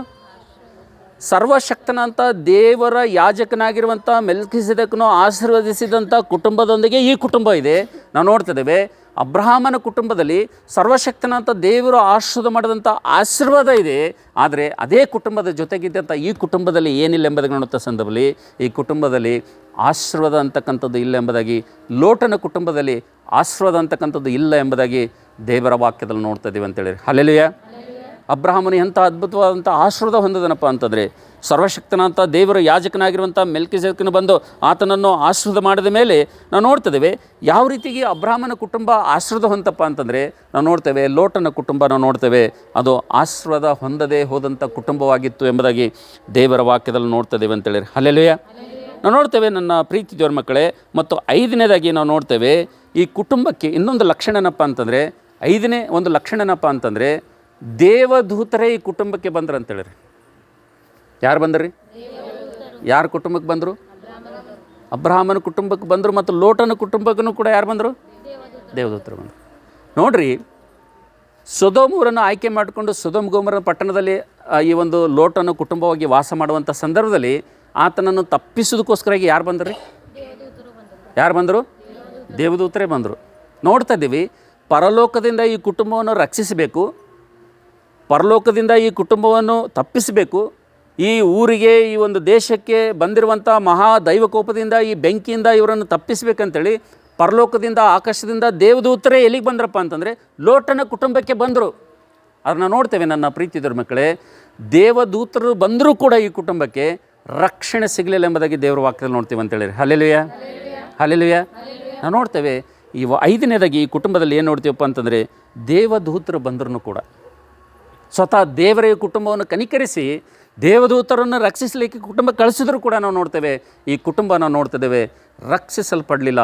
ಈ ಕುಟುಂಬದಿಂದ ಯಾವುದೇ ದೇವದೂತರಿಗೆ ಪ್ರತಿಫಲ ಬರಲಿಲ್ಲ ಮತ್ತು ದೇವದೂತರು ಬಂದಿಂದ ದೇವದೂತರಿಂದ ಕೂಡ ಈ ಕುಟುಂಬ ಯಾವುದೇ ಪ್ರತಿಫಲ ಹೊಂದಲಿಲ್ಲ ಎಂಬುದಾಗಿ 5ನೇದಾಗಿ ನಾವು ಈ ಕುಟುಂಬದಲ್ಲಿ ನೋಡ್ತೇವೆ. ನನ್ನ ಪ್ರೀತಿದವರ ಮಕ್ಕಳೇ, ಎಂಥ ಒಂದು ದುರಾದೃಷ್ಟಕವಾದಂಥ ಪರಿಸ್ಥಿತಿ ನೋಡಿರಿ. ನಾವು ನೋಡ್ತೇವೆ ಈ ಒಂದು ಕುಟುಂಬಕ್ಕೆ ಎಷ್ಟೊಂದು ಅವಕಾಶಗಳು ದೇವರು ಕೊಡ್ತಾ ಇದ್ದಾನೆ ರೀ. ಎಷ್ಟು ಅವಕಾಶಗಳು ಕೊಡ್ತಾ ಇದ್ದಾನೆ. ಈ ಕುಟುಂಬ ರಕ್ಷಿಸಬೇಕು, ಈ ಕುಟುಂಬ ಕಾಪಾಡಬೇಕು, ಈ ಕುಟುಂಬ ಆಶೀರ್ವಾದ ಹೊಂದಬೇಕು, ಈ ಕುಟುಂಬ ಕೂಡ ಅಭಿವೃದ್ಧಿಗೆ ಬರಬೇಕು, ಈ ಕುಟುಂಬ ಕೂಡ ನೀತಿವಂತನ ಕುಟುಂಬವಾಗಿರಬೇಕಂತೇಳಿ ದೇವರು ಸಾಕಷ್ಟು ಅವಕಾಶಗಳನ್ನು ಕೊಟ್ಟು ದೇವರು ಈ ಕುಟುಂಬವನ್ನು ಆಶೀರ್ವಾದ ಮಾಡಬೇಕೆಂಬುದಾಗಿ ಅನೇಕ ರೀತಿಯಿಂದ ದೇವದೂತರನ್ನು ಕಳಿಸಿದ್ರು ಕೂಡ ನಾವು ನೋಡ್ತಿದ್ದೇವೆ. ಈ ಕುಟುಂಬಕ್ಕೆ ನಾವು ನೋಡ್ತೇವೆ ಪರಲೋಕದಿಂದ ದೇವದೂತರು ಬಂದರೂ ಕೂಡ ಯಾವುದೇ ಪ್ರಯೋಜನವಾಗಲಿಲ್ಲ. ಪರಲೋಕದಿಂದ ಬಂದಂಥ ದೂತರಿಗೂ ಕೂಡ ಪ್ರಯೋಜನವಾಗಲಿಲ್ಲ, ಪ್ರತಿಫಲ ಸಿಗಲಿಲ್ಲ. ಈ ಕುಟುಂಬದಲ್ಲೂ ಕೂಡ ದೇವದೂತರು ಬಂದರೂ ಕೂಡ ದೇವದೂತರಿಂದ ಯಾವುದೇ ಪ್ರಯೋಜನ ಆಗಲಿ ಪ್ರತಿಫಲ ಆಗಲಿ ಈ ಕುಟುಂಬಕ್ಕೆ ಸಿಗಲಿಲ್ಲ ಎಂಬುದಾಗಿ ದೇವರ ವಾಕ್ಯ ನೋಡ್ತೇವೆ. ಅಂದರೆ ನನ್ನ ಪ್ರೀತಿ ದೇವರ ಮಕ್ಕಳೇ, ಒಂದು ಸಲ ಆಲೋಚನೆ ಮಾಡಿರಿ, ದೇವರು ಕೊಟ್ಟಂಥ ಒಂದೊಂದು ಅವಕಾಶಗಳು ಈ ಕುಟುಂಬ ಯಾವ ರೀತಿ ಕಳ್ಕೊಳ್ತಾ ಬಂದಿದೆ. ದೇವರು ಕೊಟ್ಟಂಥ ಒಂದೊಂದು ಅಮೂಲ್ಯವಾದಂಥ ಅವಕಾಶಗಳನ್ನು ಯಾವ ರೀತಿ ಈ ಕುಟುಂಬ ನಿರ್ಲಕ್ಷ್ಯ ಮಾಡ್ತಾ ಬಂದಿದೆ.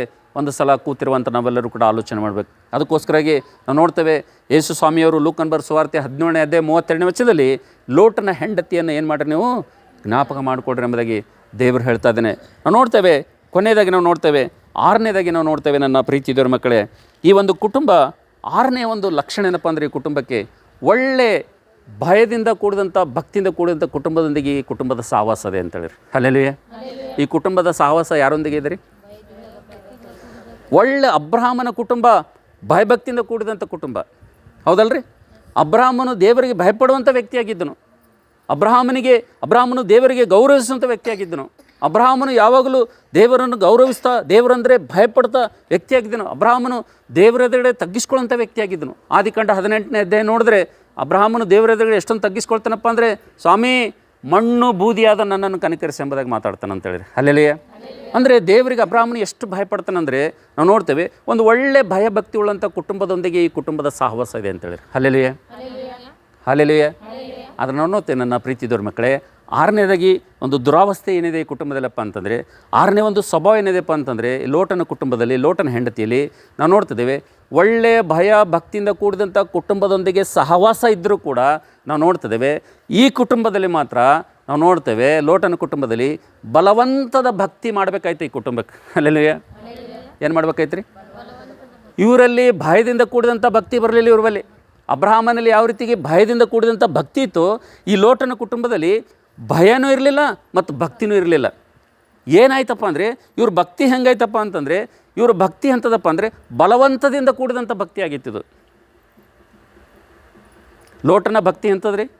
ಲೋಟನ ಕುಟುಂಬದ ಭಕ್ತಿ ಎಂಥದ್ರಿ? ಬಲವಂತದ ಭಕ್ತಿ.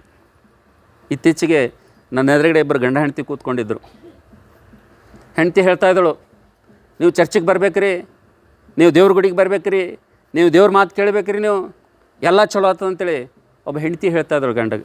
ನನ್ನ ಎದುರುಗಡೆ ಕೂತ್ಕೊಂಡಾಗ ನಾನು ಹೇಳ್ತಾ ಇದ್ದೆ, ಅಮ್ಮ ನೀನು ಫೋರ್ಸ್ ಮಾಡಬೇಡ ಅವ್ರಿಗೆ ಅಂತ ಹೇಳ್ತಾ ಇದ್ದೆ. ನಾನು ಏನು ಮಾಡಬೇಡ, ನೀನು ಫೋರ್ಸ್ ಮಾಡಬೇಡ. ಯಾಕಪ್ಪ ಅಂತಂದರೆ ಅವ್ರು ಆಲ್ರೆಡಿ ಕೇಳ್ಯಾರವರು. ಯೇಸು ಸ್ವಾಮಿ ಅಂದರೆ ಯಾರು ಗೊತ್ತು, ಯೇಸು ಸ್ವಾಮಿ ಏನಂತ ಅವ್ರಿಗೆ ಗೊತ್ತು, ಯೇಸು ಸ್ವಾಮಿ ಯಾರಂತ ಗೊತ್ತು. ಅವ್ರು ವಿದ್ಯಾವಂತರ, ಅವ್ರು ಬುದ್ಧಿವಂತರ, ಅವರೆಲ್ಲ ಒಂದು ಸಲ 2 ಸಲ ಹೇಳಿದ್ರೆ ಸಾಕು. ನನ್ನ ಹೆಂಡತಿ ಎಂಥವಳ, ನನ್ನ ಹೆಂಡತಿ ಯಾವ ಮಾರ್ಗ ಹಿಡ್ದಳ, ನನ್ನ ಹೆಂಡತಿ ಎಷ್ಟು ಭಯಭಕ್ತಿದಗಳ, ನನ್ನ ಹೆಂಡತಿ ಆಯ್ಕೆ ಮಾಡ್ಕೊಂಡಂಥ ಮಾರ್ಗ ಅಂತಂದರೆ ಆಲ್ರೆಡಿ ಗೊತ್ತದ. ಆದ್ರೂ ನನ್ನ ಎದುರು ಕುಂತಾಗ ಸಹೋದರಿ ಹೇಳ್ತಾ ಇದ್ದಳು, ನೀವು ಚರ್ಚಿಗೆ ಬರಬೇಕು, ಪ್ರಾರ್ಥನೆಗೆ ಬರಬೇಕು, ದೇವ್ರ ಮಂದಿರಕ್ಕೆ ಬರಬೇಕು ಅಂತ ಹೇಳ್ತಾ ಇದ್ದಳು. ಆದರೆ ನಾವು ನೋಡ್ತೇವೆ ನನ್ನ ಪ್ರೀತಿ ದೇವ್ರ ಮಕ್ಕಳೇ, ಈ ಒಂದು ಲೋಟನ ಒಂದು ಕುಟುಂಬದಲ್ಲಿ ಕೂಡ ನಾವು ನೋಡ್ತೇವೆ ಈ ಭಕ್ತಿ ಹೆಂಗದಪ್ಪ ಅಂತಂದರೆ ಬಲವಂತದ ಭಕ್ತಿ ಅದ ರೀ ಈ ಕುಟುಂಬದಲ್ಲಿ. ಹೆಂಗದ ರೀ? ಅಬ್ರಹಾಮನಂಗ ಏನದಂದರೆ ಭಯದಿಂದ ಕೂಡಿದಂಥ ಭಕ್ತಿ ಇಲ್ಲ, ಬಲವಂತದ ಭಕ್ತಿ ಇದೆ. ನೋಡಿರಿ ಎಂಥ ಬಲವಂತದ ಭಕ್ತಿ ಇದೆಯಪ್ಪ ಅಂತಂದರೆ, ನೋಡಿರಿ ದೇವದೂತರು ಬಂದರ ಇವರಿಗೆ ಆ ಊರಾಗ ರಕ್ಷಣೆ ಕೊಡಲಿಕ್ಕೆ, ದೇವದೂತರು ಬಂದರೆ ಇವರಿಗೆ ಆ ನಾಶನ ತಪ್ಪಿಸಲಿಕ್ಕೆ ಭಯಪಟ್ಟು ವಿಧೇಯರಾಗಿ ಅವ್ರು ಏನು ಹೇಳ್ತಾರೆ ಅದು ಕೇಳಬೇಕು ಇವರು ಅಷ್ಟೇ. ಹೌದಲ್ಲ? ಊರಿಗೆ ನಾಶನದ, ತಾವಿರುವಂಥ ಪ್ರಾಂತ ಸುಡ್ಲಿಕ್ಕದ, ದೇವದೂತರು ಬಂದ್ರೆ ನಿಮ್ಮನ್ನು ಎಚ್ಚರಿಸ್ಲಿಕ್ಕೆ ಬಂದ್ರೆ, ನಿಮ್ಮನ್ನು ಹೇಳಲಿಕ್ಕೆ ಬಂದ್ರೆ, ನಿಮ್ಮನ್ನು ಕಾಪಾಡ್ಲಿಕ್ಕೆ ಬಂದ್ರೆ, ನಿಮ್ಗೆ ತಪ್ಪಿಸ್ಲಿಕ್ಕೆ ಬಂದ್ರೆ ನೀವು ಭಯದಿಂದ ನಡುಗುತ್ತಾ ಚಾಚು ತಪ್ಪದೆ ಏನು ಮಾಡ್ಬೇಕು? ನೀವು ಅವ್ರ ಮಾತು ಕೇಳಿ ಪಟ್ಟಂತ ಇಲ್ಲಿದು ಹೋಗಂದ್ರೆ ಹೋಗಬೇಕು. ಆದರೆ ಈ ಕುಟುಂಬಕ್ಕೆ ಎಂಥ ಭಕ್ತಿ ಇದಪ್ಪ ಅಂದರೆ ಕೊನೆಗೆ ಈ ಕುಟುಂಬದಲ್ಲಿ ಎಂಥ ಭಕ್ತಿ ಇದೆಯಪ್ಪ ಅಂತಂದರೆ, ಬಲವಂತದ ಭಕ್ತಿ ಕುಟುಂಬದಲ್ಲಿ ಕಾಣ್ತೀವಿ. ಹೆಂಗಂದರೆ ಆ ದೇವದೂತರು ಹೇಳಿದ್ರು ಇವ್ರು ಏನು ಮಾಡ್ತಾರಪ್ಪ ಅಂತಂದರೆ ಅವ್ರ ಮಾತು ಕೇಳಲಾರ್ದೆ ಅವ್ರು ತಡ ಮಾಡ್ತಾನೇ ಇದ್ರಂತಲ್ಲಿ. ಏನು ಮಾಡ್ಲತ್ತಾರಂತ ಬೈಬಲ್ನಾಗ, ನನ್ನ ಬೈಬಲ್ನಾಗ ಬರೋದು ಏನು ಬರೋದಂತವ್ರು ಏನು ಮಾಡ್ತಾಯಿದ್ರಂತವ್ರು, ದೇವದೂತರು ತ್ವರೆಪಡಿಸಿದ್ರು ಕೂಡ, ದೇವದೂತರು ಬೇಗನೆ ಅಂತಂದ್ರು ಕೂಡ, ದೇವದೂತರು ಇಲ್ಲಿ ನಿಲ್ಲಬೇಡ್ರಿ ಅಂದ್ರೂ ಕೂಡ ಉದ್ದೇಶಪೂರ್ವಕವಾಗಿ ಅವರು ಆ ಕುಟುಂಬದಲ್ಲಿ ಏನು ಮಾಡ್ತಾಯಿದ್ರಂತ, ತಡ ಮಾಡ್ತಾಯಿದ್ರಂತ. ಕೊನೆಗೆ ನಾವು ನೋಡ್ತಾ ಇದ್ದೇವೆ, ಆ ದೇವದೂತರು ಲೋಟನನ್ನು, ಲೋಟನ ಹೆಂಡತಿಯನ್ನು, ಲೋಟನ ಮಕ್ಕಳನ್ನು ಕೈ ಹಿಡಿದು ಏನು ಮಾಡಿದ್ರಂತ್ರಿ. ಇದು ಯಾವ ಭಕ್ತಿ ರೀ? ಇದು ಬಲವಂತದ ಭಕ್ತಿ, ಭಯದಿಂದ ಕೂಡಿದಂಥ ಭಕ್ತಿ ಅಲ್ಲಿದು. ಯಾವ ಭಕ್ತಿ ಅಲ್ರಿ ಇದು? ಇದು ಬಲವಂತದಿಂದ ಕೂಡಿದಂಥ ಭಕ್ತಿ. ಈ ಬಲವಂತದಿಂದ ಕೂಡಿದಂಥ ಭಕ್ತಿ ಯಾರ್ಯಾರು ಮಾಡ್ತಾರಲ್ರಿ ಅವ್ರು ಭಾಳ ದಿನ ನಿಂದಿರಲ್ಲ ಅಂತೇಳಿರಿ ಅನ್ಕೋತಾರೆ ಭಾಳ ಮಂದಿ. ಪಾಸ್ಟ್ರ್ ಚರ್ಚಿಗೆ ಯಾರೇ ಬರಲಿಲ್ಲ ಅಂದ್ರೆ ವಿಸಿಟ್ ಮಾಡಬೇಕು, ಅವ್ರಿಗೆ ಯಾಕೆ ಬಂದಿಲ್ಲ ಅಂತೇಳಿ ಕೇಳಬೇಕು, ಅವ್ರಿಗೆ ಪ್ರಾರ್ಥನೆ ಮಾಡಬೇಕು, ಪ್ರಾರ್ಥನೆ ಮಾಡೋರಿಗೆ ನೀವು ಚರ್ಚಿಗೆ ಬರ್ರಿ ಅಂತ ಹೇಳಬೇಕು ಅಂತ ಭಾಳ ಮಂದಿ ಹೇಳ್ತಾರೆ. ರಕ್ಷಣೆ ಹೊಂದಿದಂಥವ್ರು ಏನು ಮಾಡ್ಬೇಕಂತ, ಚರ್ಚಿಗೆ ಬಂದಿಲ್ಲ ಅಂದ್ರೆ ಏನು ಮಾಡ್ಬೇಕಂತ್ರಿ, ಅವ್ರ ಮನೆಗೆ ಹೋಗ್ಬೇಕಂತ, ವಿಸಿಟ್ ಮಾಡ್ಬೇಕಂತ, ದೇವ್ರ ವಾಕ್ಯ ಹೇಳಬೇಕಂತ, ಅವರಿಗೆ ನೀವು ಚರ್ಚ್ ತಪ್ಪಿಸ್ಬೇಡ್ರಿ, ಚರ್ಚಿಗೆ ಬರ್ರಿ ಅಂತೇಳಿ ಪಾಸ್ಟ್ರ್ ಪದೇ ಪದೇ ಪದೇ ಪದೇ ಅವ್ರ ಮನೆಗೆ ವಾರಕ್ಕೊಂದ್ಸಲ ಹೋಗಿ ಅವ್ರಿಗೆ ಹೇಳ್ಬೇಕಂತ. ಹಿಂಗೆ ಯಾರು ಹೇಳಿಸ್ಕೋತಾರಲ್ರಿ, ಹಿಂಗೆ ಯಾರು ಜೀವನ ಇರ್ತದಲ್ರಿ, ಹಿಂಗೆ ಯಾರು ಪಾಸ್ಟ್ರ್ ವಿಸಿಟ್ ಬಂದರೆ, ಪಾಸ್ಟ್ರ್ ನಮಗೆ ಹೇಳಿದ್ರೆ, ಪಾಸ್ಟ್ರ್ ನಮಗೆ ಪದೇ ಪದೇ ವಿಸಿಟ್ ಮಾಡಿ ಪಾಸ್ಟ್ರ್ ನಮಗೆ ಪ್ರೋತ್ಸಾಹ ಮಾಡಿದ್ರೆ ನಾವು ಚರ್ಚಿಗೆ ಬರ್ತೀವಿ ಅಂತೇಳಿ ಯಾರು ಮಾಡ್ತಿರಲ್ರ, ನಿಮ್ಮಲ್ಲಿ ಯಾರ ಬಲ್ಲಿ ಇಂಥ ಲಕ್ಷಣ ಇತ್ತಲ್ಲ, ನೀವು ಯಾರು ನೀವೆಲ್ಲ ಬಲವಂತದ ಭಕ್ತಿ. ನೋಡಿರಿ, ಬಲವಂತದ ಭಕ್ತಿ ಹೆಂಗಿರ್ತದೆ ಅಂದರೆ, ದೇವದೂತರು ಏನು ಮಾಡ್ತಿದ್ರೆ ಆ ನಾಶನ ತಪ್ಪಿಸ್ಬೇಕಂತೇಳಿ ಲೋಟನ ಹೆಂಡತಿ ಕೈ ಹಿಡಿದು ಓಡ್ಲತ್ತಾರ. ಲೋಟನ ಹೆಂಡತಿ ಮನಸ್ಸೆಲ್ಲ ಲೋಟನ ಹೆಂಡತಿ ಕಣ್ಣೆಲ್ಲವ್ರಿ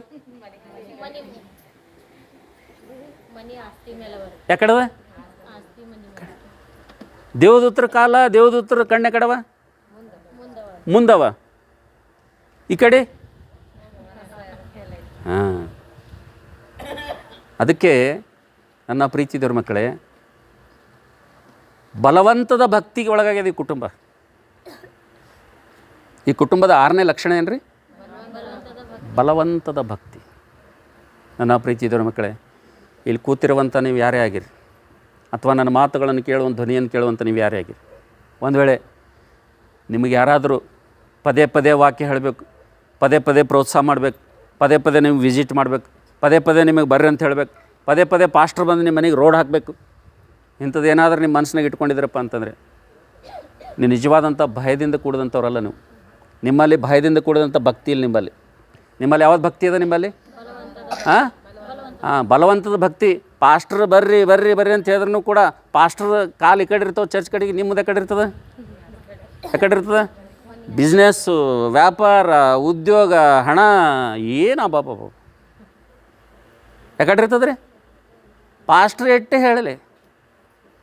ಆದ್ರೆ ಬಲವಂತದ ಭಕ್ತಿ ಮಾಡೋರು ಕಣ್ಣ, ಕಿವಿ, ಕಾಲ ಯಾಕಡೆ ಇರ್ತಾವ್ರಿ? ಯಾಕಡೆ ಇರ್ತಾವ? ಹಾಂ, ಲೋಟನ ಹೆಂಡತಿ ಕಾಲು ಯಾಕಡಿದ್ದು? ಲೋಟನ ಹೆಂಡತಿ ಕಣ್ಣೆ ಕಡಿದ್ದು. ಹಾಂ, ನಾವು ನೋಡ್ತೇವೆ ನನ್ನ ಪ್ರೀತಿ ದೇವ್ರ ಮಕ್ಕಳೇ, ಈ ಒಂದು ಕುಟುಂಬದಲ್ಲಿ 7 ಅವಲಕ್ಷಣಗಳು, ಎಷ್ಟು ಅಮೂಲ್ಯವಾದಂಥ ಅವಕಾಶ ದೇವ್ರು ಕೊಟ್ಟಿದ್ದಾನಪ್ಪ ಅಂತಂದರೆ ಈ ಕುಟುಂಬಕ್ಕೆ, ಎಷ್ಟು ಶ್ರೇಷ್ಠವಾದಂಥ ಅವಕಾಶಗಳನ್ನು ದೇವ್ರಿಗೆ ಕುಟುಂಬ ಕೊಟ್ಟಿದ್ದೀನಪ್ಪ ಅಂತಂದರೆ ನಾವು ನೋಡ್ತೇವೆ. ದೇವರು ಕೊಟ್ಟಂಥ ಎಲ್ಲ ಅವಕಾಶಗಳನ್ನು ನಾವು ನೋಡ್ತೇವೆ. ಅವಲಕ್ಷಣವಾಗಿ ಮಾಡಿಕೊಂಡಂಥ ಈ ಕುಟುಂಬ ಒಂದಿದೆಯಪ್ಪ ಅಂತಂದರೆ ನನ್ನ ಪ್ರೀತಿಯ ಮಕ್ಕಳೇ, 6ನೇ ಸ್ವಭಾವ ಏನಪ್ಪ ಅಂತಂದರೆ ನಾವು ನೋಡ್ತೇವೆ, ಇದು ಭಯದಿಂದ ಕೂಡಿದಂಥ, ಭಕ್ತಿಯಿಂದ ಕೂಡಿದಂಥ ಕುಟುಂಬ ಈ ಕುಟುಂಬ ಅಲ್ಲ. ಈ ಕುಟುಂಬ ಯಾವ ಕುಟುಂಬ ಅಂತಂದರೆ, ಒಂದು ಒಳ್ಳೆ ಭಯಭಕ್ತಿ ಕುಟುಂಬದ ಜೊತೆ ಇದ್ರೂ ಕೂಡ ಆ ಕುಟುಂಬದಲ್ಲಿರುವಂಥ ಒಂದು ಕೂದಲು ಎಳಿ ಸಹ ಇವ್ರ ಬಳಿ ಏನೂ ಬಂದಿಲ್ಲ. ಹರ ಎಲ್ಲಿ? ಒಳ್ಳೆ ಕುಟುಂಬದ ಜೊತೆಗೆ ಇದ್ದಾರೆ, ಭಯಭಕ್ತಿ ಉಳ್ಳವ್ರ ಜೊತೆಗೆ ಇದ್ದಾರೆ. ಆದರೆ ನಾವು ನೋಡ್ತೇವೆ ಇಲ್ಲಿ 6ನೇದಾಗಿ ನಾವು ನೋಡ್ತಿದ್ದೇವೆ, ಇದು ಎಂಥ ಕುಟುಂಬ ಅಂತಂದರೆ ಇದು ಬಲವಂತದ ಭಕ್ತಿಯಿಂದ ಕೂಡಿದಂಥ ಕುಟುಂಬ ಇದ್ದಾಗಿದ್ದರಿಂದ ನಾವು ನೋಡ್ತೇವೆ ಈ ಕುಟುಂಬದ ಒಂದು ದುರಾವಸ್ಥೆ, ದೇವರು ಕೊಟ್ಟಂಥ ಎಲ್ಲ ಅವಕಾಶಗಳನ್ನು ಅವಲಕ್ಷಣವಾಗಿ ಮಾಡಿಕೊಂಡು ತಮ್ಮ ಜೀವಿತದಲ್ಲಿ ನಾಶನ ತಂದುಕೊಂಡ್ರು. ನಾವು ನೋಡ್ತೇವೆ ನನ್ನ ಪ್ರೀತಿದವ್ರ ಮಕ್ಕಳೇ. ಕೊನೆಯದಾಗಿ 7ನೇದಾಗಿ ನಾವು ನೋಡೋಣ, ಈ ಕುಟುಂಬಕ್ಕಿರುವಂಥ ಲಕ್ಷಣ ನೋಡಿ ನಾವೆಲ್ಲರೂ ಪ್ರಾರ್ಥನೆ ಹೋಗೋಣ. ದಯವಿಟ್ಟು ಈ ಕುಟುಂಬದಲ್ಲಿ 7ನೇದಾಗಿ ಒಂದು ಮಾದರಿಯುಳ್ಳ ಕುಟುಂಬದ ಜೊತೆ ಈ ಕುಟುಂಬದ ಸಹವಾಸ ಐತೆ ಅಂತೇಳಿ. ಹಲ್ಲೆಲೂಯಾ. ಏನಿತ್ತು ರೀ? ಯಾವ ಕುಟುಂಬದ ಜೊತೆ ಈ ಕುಟುಂಬದ ಸಹವಾಸ ಇತ್ತು? ಒಳ್ಳೆ ಮಾದರಿ. ಅಬ್ರಹಾಮನ ಕುಟುಂಬ ಒಂದು ಮಾದರಿ ಇತ್ತು. ಆರಾಧನೆ ಹೇಗೆ ಮಾಡಬೇಕು, ಪ್ರಾರ್ಥನೆ ಹೇಗೆ ಮಾಡಬೇಕು, ಯಜ್ಞವೇದಿ ಹೇಗೆ ಕಟ್ಟಬೇಕು, ದೇವರನ್ನು ಯಾವ ರೀತಿ ಆರಾಧಿಸಬೇಕು, ದೇವರನ್ನು ಯಾವ ರೀತಿ ಗೌರವಿಸ್ಬೇಕಂತೇಳಿ ಅಬ್ರಹಾಮನ ಕುಟುಂಬ ಏನಂತಂದರೆ ಆರಾಧನೆಗೆ ಒಂದು ಮಾದರಿ ಕುಟುಂಬ ಆಗಿತ್ತು ಅಂತೇಳಿರಿ. ಹಲ್ಲೆಲೂಯಾ. ನಾವು ನೋಡ್ತೀವಿ ಅಬ್ರಹಾಮನ ಎಲ್ಲೇ ಹೋದರೂ ಕೂಡ ಫಸ್ಟ್ ಯಜ್ಞವೇದಿಯನ್ನು ಕಟ್ತಾ ಇದ್ದಾನೆ ಆತನು. ಯಜ್ಞವೇದಿಯನ್ನು ಕಟ್ಟಿ ದೇವರಿಗೆ ಆರಾಧನೆ ಮಾಡಿ ಆತನು ಮುಂದಿನ ಕೆಲಸ ಮಾಡ್ತಾ ಇದ್ದಾನೆ ಅಂತೇಳಿ. ಹಲ್ಲೆಲೂಯಾ. ಯಾವುದೇ ಸ್ಥಳದಲ್ಲೂ ದೇವರು ಆತನ ಈ ಸ್ಥಳವನ್ನು ಬಿಟ್ಟು ಮುಂದಿನ ಸ್ಥಳಕ್ಕೆ ಹೋಗಪ್ಪ ಅಂದ್ರೆ ಆ ಸ್ಥಳಕ್ಕೆ ಹೋಗ್ತಾ ಇದ್ದನು. ಹೋದ ಮೇಲೆ ಮೊಟ್ಟ ಮೊದಲಿಗೆ ಆತನು ಮಾಡುವಂಥ ಕೆಲಸನಪ್ಪ ಅಂತಂದರೆ ಆತನು ಯಜ್ಞವೇದಿನ ಆತನ ಕಟ್ತಾ ಇದ್ದಾನೆ ಅಂತೇಳಿ. ಯಜ್ಞವೇದಿನ ಕಟ್ಟಿ ದೇವರಿಗೆ ಆರಾಧನೆ ಮಾಡಿ ಮುಂದಿನ ಕೆಲಸ ಆತನ ಮಾಡ್ತಾ ಇದ್ದಾನೆ. ಅಂದರೆ ನಾವು ನೋಡ್ತಿದ್ದೇವೆ ನನ್ನ ಪ್ರೀತಿದವರ ಮಕ್ಕಳೇ, ಅಬ್ರಹಾಮನ ಕುಟುಂಬದಲ್ಲಿ ಅಬ್ರಹಾಮನಲ್ಲಿ ಒಂದು ಮಾದರಿ ಇದೆ. ಅಬ್ರಹಾಮನ ಮಗನಾಗಿರುವಂಥ ಇಸಾಕನಲ್ಲಿ ಕೂಡ ಒಂದು ಮಾದರಿ ಇದೆ. ನಾವು ನೋಡ್ತೇವೆ ಅಬ್ರಹಾಮನ ಕುಟುಂಬದಲ್ಲಿ ಒಂದು ಮಾದರಿ ಕುಟುಂಬ ಇದೆ. ನಾವು ನೋಡ್ತಿದ್ದೇವೆ ಅಬ್ರಹಾಮನ ಹೆಂಡತಿಯನ್ನು ನೋಡುವಾಗಲೂ ಕೂಡ ಆಕೆ ಮಾದರಿ ಉಳ್ಳಂಥ ಒಬ್ಬ ಸ್ತ್ರೀಯಾಗಿದ್ದಾಳೆ ಅಂತೇಳಿ. ಹಲ್ಲೆಲೂಯಾ. ನಾವು ನೋಡ್ತೇವೆ ಒಂದು ಮಾದರಿಯಾದಂಥ ಕುಟುಂಬದ ಜೊತೆಗೆ ಈ ಕುಟುಂಬದ ಸಹವಾಸ ಇದೆ. ಅದು ನಾವು ನೋಡ್ತೇವೆ ನನ್ನ ಪ್ರೀತಿದವರ ಮಕ್ಕಳೇ. ಇವತ್ತು ಯೇಸು ಸ್ವಾಮಿ ಸ್ವತಃ ಲೂಕನ ಬರೆಸುವಾರ್ತೆ 17ನೇ ಅಧ್ಯಾಯ 32ನೇ ವಚನದಲ್ಲಿ ಇವತ್ತು ನಾವು ನೋಡ್ತಿದ್ದೇವೆ. ಇವತ್ತು ಈ ಕುಟುಂಬದ ಕುರಿತು ದೇವರೇನು ಹೇಳ್ತಾ ಇದ್ದಾನೆ ಅಂದರೆ, ಲೋಟನ ಹೆಂಡತಿಯನ್ನು ಏನು ಮಾಡಿರಿ, ಲೋಟನ ಹೆಂಡತಿಯನ್ನು ಏನು ಮಾಡಿರಿ, ಜ್ಞಾಪಕ ಮಾಡಿಕೊಟ್ರಿ ಎಂಬುದಾಗಿ ಹೇಳ್ತಾ ಇದ್ದಾನೆ. ಕಾರಣ ಏನೆಂಬುದಾಗಿ ನೋಡ್ತಂದ್ರೆ ನನ್ನ ಪ್ರೀತಿದವರ ಮಕ್ಕಳೇ, ಲೋಟನ ಹೆಂಡತಿಯನ್ನು ಜ್ಞಾಪಕ ಮಾಡಿಕೊಡ್ರಿ ಎಂಬುದಾಗಿ ಯಾಕೆ ಇಲ್ಲಿ ದೇವರು ಹೇಳ್ತಾ ಇದ್ದಾನಪ್ಪ ಅಂತಂದರೆ, ನಾವು ನೋಡ್ತಿದ್ದೇವೆ ಈ ಒಂದು ಸ್ತ್ರೀಯು, ಈ ಲೋಟನ ಹೆಂಡತಿಯು ಒಬ್ಬ ಗಂಡನಿಗೆ ಒಬ್ಬ ಹೆಂಡತಿಯಾಗೂ ಇರಲಿಲ್ಲಕ್ಕೆ. ಈ ಲೋಟನ ಹೆಂಡತಿ ಒಬ್ಬ ಗಂಡನಿಗೆ ಒಬ್ಬ ಹೆಂಡತಿಯಾಗಿ ಕೂಡ ಒಳ್ಳೆ ಹೆಂಡತಿಯಾಗಿರಲಿಲ್ಲ. ಈ ಲೋಟನ ಹೆಂಡತಿ ಏನಪ್ಪ ಅಂತಂದರೆ ತನ್ನ ಮಕ್ಕಳಿಗೆ ಒಳ್ಳೆ ತಾಯಿಯಾಗಿ ಕೂಡ ಆಕೆ ಇರಲಿಲ್ಲ ಅಂತೇಳಿರಿ. ನಾವು ನೋಡ್ತೇವೆ ಗಂಡನಿಗೆ ಆತನು ಒಳ್ಳೆ ಹೆಂಡತಿಯಾಗಿರಲಿಲ್ಲ ಮತ್ತು ಮಕ್ಕಳಿಗೆ ಒಳ್ಳೆ ತಾಯಿಯಾಗಿರಲಿಲ್ಲ.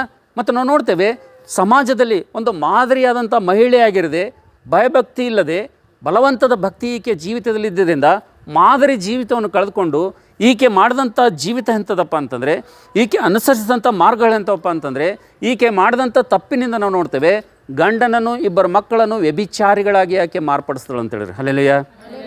ಏನು ಮಾಡಿದಳ್ರಿ ಈಕೆ? ಎಂಥ ಭಯಂಕರವಾದಂಥ ಸ್ತ್ರೀ ಈಕೆ ಇದಳ್ರಿ. ನಾವು ನೋಡ್ತೇವೆ ಒಳ್ಳೆ ಮಾದರಿಯುಳ್ಳ ಕುಟುಂಬದ ಜೊತೆ ಈಕೆ ಸಹವಾಸ ಇದೆ. ಒಂದು ಮಾದರಿಯ ಕುಟುಂಬದ ಜೊತೆ ಈಕೆ ಒಂದು ಸಂಬಂಧ ಇದೆ. ಆದರೆ ನಾವು ನೋಡ್ತಿದ್ದೇವೆ ಅಬ್ರಹಾಮನ ಕುಟುಂಬದಲ್ಲಿ ಕ್ರಮ ಇದೆ, ಅಬ್ರಹಾಮನ ಕುಟುಂಬದಲ್ಲಿ ಭಯ ಇದೆ, ಅಬ್ರಹಾಮನ ಕುಟುಂಬದಲ್ಲಿ ನಾವು ನೋಡ್ತಿದ್ದೇವೆ ಆತನು ದೇವರೊಂದಿಗೆ ಅನ್ಯೋನ್ಯವಾದಂಥ ಸಂಬಂಧ ಇದೆ. ಇದೆಲ್ಲ ಇದ್ದರೂ ಕೂಡ ನಾವು ನೋಡ್ತೇವೆ ಕೊನೆಯದಾಗಿ ಅಬ್ರಹಾಮನ ಕುಟುಂಬ ಮಾದರಿ ಕುಟುಂಬ ಇದೆ. ಆದರೆ ನಾವು ನೋಡ್ತೇವೆ ಲೋಟನ ಕುಟುಂಬ ಒಂದರಲ್ಲೂ ಕೂಡ ಮಾದರಿ ಇಲ್ಲ. ನಾವು ನೋಡ್ತೇವೆ ಕೊನೆಯದಾಗಿ ಒಬ್ಬ ಗಂಡನಿಗೆ ಹೆಂಡತಿಯಾಗಿ ಸರಿಯಾಗಿ ಜೀವನ ಮಾಡಲಿಲ್ಲ, ಒಬ್ಬ ತಾಯಿಗೆ ಮಕ್ಕಳಾಗಿ ಕೂಡ ಸರಿಯಾಗಿ ಜೀವನ ಮಾಡಲಿಲ್ಲ. ಸಮಾಜದಲ್ಲಿ ನಾವು ನೋಡ್ತೇವೆ ಲೋಕಕ್ಕೆ ಬೆಳಕಾಗಿರುವಂಥ ಈ ಹೆಂಗಸು ನಾವು ನೋಡ್ತೇವೆ ದೇವರು ಕೊಟ್ಟಂಥ ಅಮೂಲ್ಯವಾದಂಥ ರಕ್ಷಣೆಯನ್ನು ನಿರ್ಲಕ್ಷ್ಯ ಮಾಡಿ ಬೇಕೋ ಬಿಟ್ಟು ಜೀವಿತವನ್ನು ಜೀವಿಸಿ ನಾವು ನೋಡ್ತೇವೆ ಇಷ್ಟಾನುಸಾರವಾಗಿ ಜೀವಿಸಿ ಕುಟುಂಬ ಜೀವಿತದಲ್ಲಿ ಯಾವ ರೀತಿಗೆ ನಷ್ಟವನ್ನು ತಂದುಕೊಂಡಳಪ್ಪ ಅಂತಂದರೆ, ಗಂಡನನ್ನು ಇಬ್ಬರು ಹೆಣ್ಣು ಮಕ್ಕಳನ್ನು ವ್ಯಭಿಚಾರಿಗಳಾಗಿ ಮಾರ್ಪಡಿಸಿ ಇವತ್ತು ಲೋಕದಲ್ಲಿ ಲೋಟನ ಹೆಂಡತಿ ಹೇಗಿದ್ದಾಳಪ್ಪ ಅಂತಂದರೆ, ನಾವು ನೋಡ್ತೇವೆ ಆದಿಕಾಂಡದಲ್ಲಿ ನೋಡುವಂಥ ಸಂದರ್ಭದಲ್ಲಿ ಬಲವಂತದ ಭಕ್ತಿಗೆ ಒಳಗಾಗಿ ಉಪ್ಪಿನ ಕಂಬವಾಗಿ ಇವತ್ತಿಗೂ ಕೂಡ ನಮ್ಮ ಮಧ್ಯದಲ್ಲಿ ಆಕೆ ನಿಂತಿದ್ದಾಳೆ ಅಂತೇಳಿ. Hallelujah, hallelujah. ಅದಕ್ಕೋಸ್ಕರಾಗಿ ನನ್ನ ಪ್ರೀತಿ ದೇವರ ಮಕ್ಕಳೇ, ದೇವಜನರೇ, ಈ ಗೃಹ ಕೂಡಿಕೆ ಮೂಲಕವಾಗಿ, ಈ ಕಾಟೇಜ್ ಮೀಟಿಂಗ್ ಮೂಲಕವಾಗಿ 2 ಕುಟುಂಬಗಳ ಜೀವಿತವನ್ನು ಇವತ್ತು ದೇವರು ನಮ್ಮ ಎದುರುಗಡೆ ತಂದಿದ್ದಾನೆ. ಎರಡು ಮನೆ ಕುರಿತು ಇವತ್ತು ದೇವರು ನಮ್ಮ ಎದುರುಗಡೆ ಇವತ್ತು ತನ್ನ ಒಂದು ಸಂದೇಶವನ್ನು ತಂದಿದ್ದಾನೆ.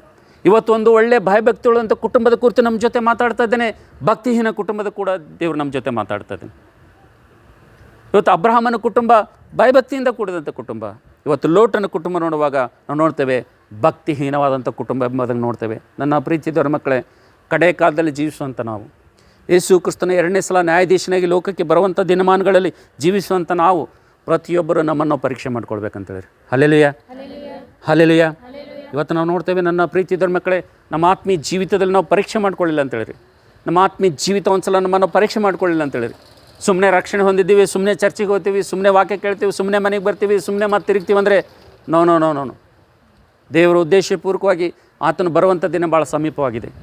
ಯೇಸು ಕ್ರಿಸ್ತನು ಬರುವಂಥ ದಿನ ಭಾಳ ಸಮೀಪವಾಗಿರೋದ್ರಿಂದ ಪ್ರತಿಯೊಬ್ಬರಲ್ಲಿ ಸೇರಿ ಬಂದಿರುವಂಥ ನಾವೆಲ್ಲರೂ ಕೂಡ ನಮ್ಮ ಕುಟುಂಬ ಜೀವಿತ, ನಮ್ಮದು ಆತ್ಮೀಯ ಜೀವಿತ ಬಹಳ ಪರಿಪಕ್ವವಾಗಿರಬೇಕು, ಭಾಳ ಶ್ರೇಷ್ಠವಾಗಿರಬೇಕು, ಭಾಳ ಅಮೂಲ್ಯವಾಗಿರಬೇಕೆಂಬುದಾಗಿ ದೇವರು ಬಯಸ್ತಾ ಇದ್ದೇನೆ. ಕಾರಣ ಏನಪ್ಪ ಅಂತಂದರೆ, ದೇವರ ವಾಕ್ಯದಲ್ಲಿ ನೋಡ್ತೀವಿ, ಪೇತ್ರನ ಪತ್ರಿಕೆಯಲ್ಲಿ 2ನೇ ಪೇತ್ರನ ಪತ್ರಿಕೆಯಲ್ಲಿ ನಾವು ನೋಡ್ತಿದ್ದೇವೆ ಬರುವಂಥ ದಿನಮಾನಗಳು ಹೆಂಗವಪ್ಪ ಅಂತಂದರೆ, ಬರುವಂಥ ಒಂದು ಪರಿಸ್ಥಿತಿಗಳು ಹೆಂಗವಪ್ಪ ಅಂತಂದರೆ ನಾವು ನೋಡ್ತೇವೆ ನನ್ನ ಪ್ರೀತಿದವರ ಮಕ್ಕಳೇ, ಭಯಂಕರವಾದಂಥ ಪರಿಸ್ಥಿತಿಗಳಿಗೆ ಬರುವಂಥ ಸಂದರ್ಭದಲ್ಲಿ ನಾವೆಲ್ಲರೂ ಇವತ್ತು ಏನೇನೋ ಒಂದು ವೇಳೆ ಜ್ಞಾಪಕ ಮಾಡಿಕೊಂಡು ನಮ್ಮ ಜೀವಿತದಲ್ಲಿ ಕಳೆದು ಹೋದಂಥ ಸಂದರ್ಭದಲ್ಲಿ ನಮಗಿದ್ದಂಥ ಬೆಳ್ಳಿ, ನಮಗಿದ್ದಂಥ ಬಂಗಾರ, ನಮಗಿದ್ದಂಥ ಮನೆ, ನಮಗಿದ್ದಂಥ ಆಸ್ತಿ, ನಮಗಿರುವಂಥ ಸವಲತ್ತುಗಳು ಎಲ್ಲ ಹೋಗ್ಯಾವ ಅಂತೇಳಿ ಕಣ್ಣೀರು ಸುರಿಸ್ಕೋತಾ ಹಳೆಯ ನೆನಪುಗಳನ್ನು ಮಾಡ್ಕೋತಾ ನಾವೆಲ್ಲ ಕೂಡ ಕಳೆದ ನಿಂದೆ, ಅವಮಾನ, ಕಷ್ಟ, ನೋವು, ದುಃಖ ಇದೆಲ್ಲವನ್ನು ನೆನಪು ಮಾಡ್ಕೊಳ್ತಾ ಇದೇ ಆಯಿತು ನನ್ನ ಜೀವನ ಅಂತೇಳಿ ನನ್ನ ಜೀವಿತದಲ್ಲಿ ಬದುಕಿನಲ್ಲಿ ಭರವಸೆ ಕಳ್ಕೊಂಡಿದ್ದೀನಿ, ಆಶೀರ್ವಾದ ಕಳ್ಕೊಂಡಿದ್ದೀನಿ ಅಂಥೇಳಿ ನಮ್ಮ ಜೀವಿತದಲ್ಲಿ ಇಹಲೋಕಕ್ಕೆ ಸಂಬಂಧಪಟ್ಟಂಥ ವಿಷಯಗಳಲ್ಲಿ ನಾವು ಭಕ್ತಿಹೀನರಾಗಿ ಒಂದು ವೇಳೆ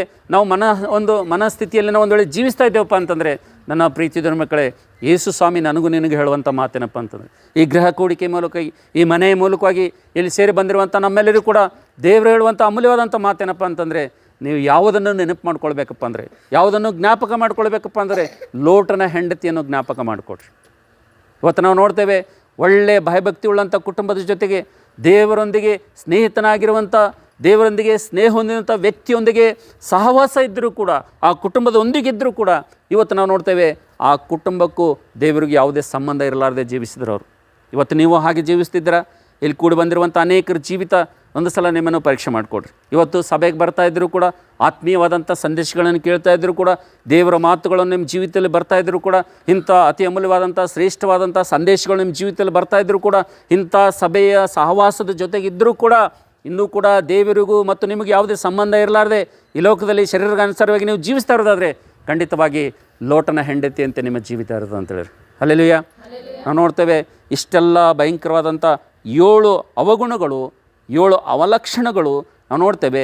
ಈ ಕುಟುಂಬಕ್ಕೆ ಏನು ಅವಕಾಶ ಇರಲಿಲ್ವಾ? ಇದ್ದಲ್ಲ? ಎಷ್ಟು ಅವಕಾಶ ಐತ್ರಿ ಈ ಕುಟುಂಬಕ್ಕೆ? ಎಷ್ಟು ಅವಕಾಶ ಐತೆ ಹೇಳ್ರಿ. ಅಬ್ರಹಾಮನನ್ನೇ ಒಳ್ಳೆಯ ಒಂದು ಕುಟುಂಬವಾಗಿ ದೇವರು ಕೊಟ್ಟಿದ್ದನು. ಇದು ಹೊರತಾಗಿ ಅಬ್ರಹಾಮನ ಸಹವಾಸ ಬಿಟ್ಟು ದೂರ ಹೋಗಿ ಸೊದೋಮ್ ಗೊಮೋರದಲ್ಲಿ ವಾಸ ಮಾಡುವಂಥ ಸಂದರ್ಭದಲ್ಲಿ ದೇವರು ದೇವದೂತರನ್ನೇ ಆ ಕುಟುಂಬಕ್ಕಾಗಿ ಸಹಾಯಕ್ಕಾಗಿ ಕಳಿಸಿದ. ನಾವು ನೋಡ್ತಿದ್ದೇವೆ ದೇವರು ಎಷ್ಟು ಅವಕಾಶಗಳನ್ನು ಕೊಟ್ಟನಪ್ಪ ಅಂತಂದರೆ, ದೇವರು ಕೊಟ್ಟಂಥ ಎಲ್ಲ ಅವಕಾಶಗಳನ್ನು ನಾವು ನೋಡ್ತೇವೆ ಅವಲಕ್ಷಣಗಳಾಗಿ ಮಾರ್ಪಡಿಸ್ಕೊಂಡು ತಮ್ಮ ಜೀವಿತದಲ್ಲಿ ದುರಾವಸ್ಥೆ ಅಂತಕೊಂಡು ನಾವು ನೋಡ್ತೇವೆ. ಈ ಕುಟುಂಬ ಒಂದು ಶಾಪಗ್ರಸ್ತ ಕುಟುಂಬವಾಗಿ, ಈ ಕುಟುಂಬ ಒಂದು ಭಕ್ತಿಹೀನ ಕುಟುಂಬವಾಗಿ ಇವತ್ತು ನಾವು ನೋಡ್ತೇವೆ. ಲೋಟನ ಹೆಂಡತಿ ಉಪ್ಪಿನ ಸ್ತಂಭವಾಗಿ ಆಕೆ ಇವತ್ತಿಗೂ ಕೂಡ ನಮಗೆ ಸಾಕ್ಷಿಗೆ ನಿಂತಿದ್ದಾಳೆ. ಅದಕ್ಕೋಸ್ಕರ ನಾವು ನೋಡ್ತೇವೆ ನನ್ನ ಪ್ರೀತಿದವರ ಮಕ್ಕಳೇ, ಇವತ್ತು ನಾವೆಲ್ಲರೂ ಕೂಡ ಬೋಧನೆ ಕೇಳಿದ್ರೆ ಮಾತ್ರ ಸಾಕಂಗಿಲ್ಲ ರೀ. ಬರೀ ಬೋಧನೆ ಕೇಳೋದ್ರಿಂದ ಯಾವುದೇ ಪ್ರಯೋಜನ ಇಲ್ಲ.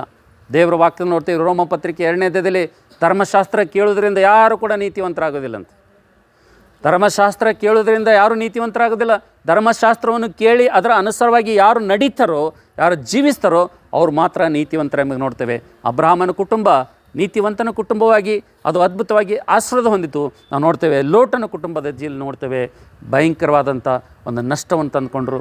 ಅದಕ್ಕೋಸ್ಕರವಾಗಿ ಕೊನೆಯದಾಗಿ ಒಂದು ವಾಕ್ಯವನ್ನು ಓದಿ ನಾವೆಲ್ಲರೂ ಕೂಡ ಪ್ರಾರ್ಥನೆ ನೋಡೋಣ. ದಯವಿಟ್ಟು ಯಾರಾದರೂ ಒಬ್ಬರು ಓದ್ತೀರಾ? 2ನೇ ಪೇತ್ರ 2ನೇ ಅಧ್ಯಾಯ ನೋಡ್ರಿ, ದಯವಿಟ್ಟು ಯಾರಾದರೂ ಒಬ್ಬರು ಓದ್ರಿ.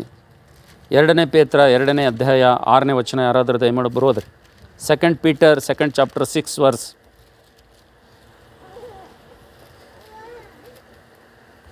2ನೇ ಪೇತ್ರ 2ನೇ ಅಧ್ಯಾಯ 6ನೇ ವಚನ ಓದ್ರಿ ಯಾರಾದರೂ ಒಬ್ಬರು.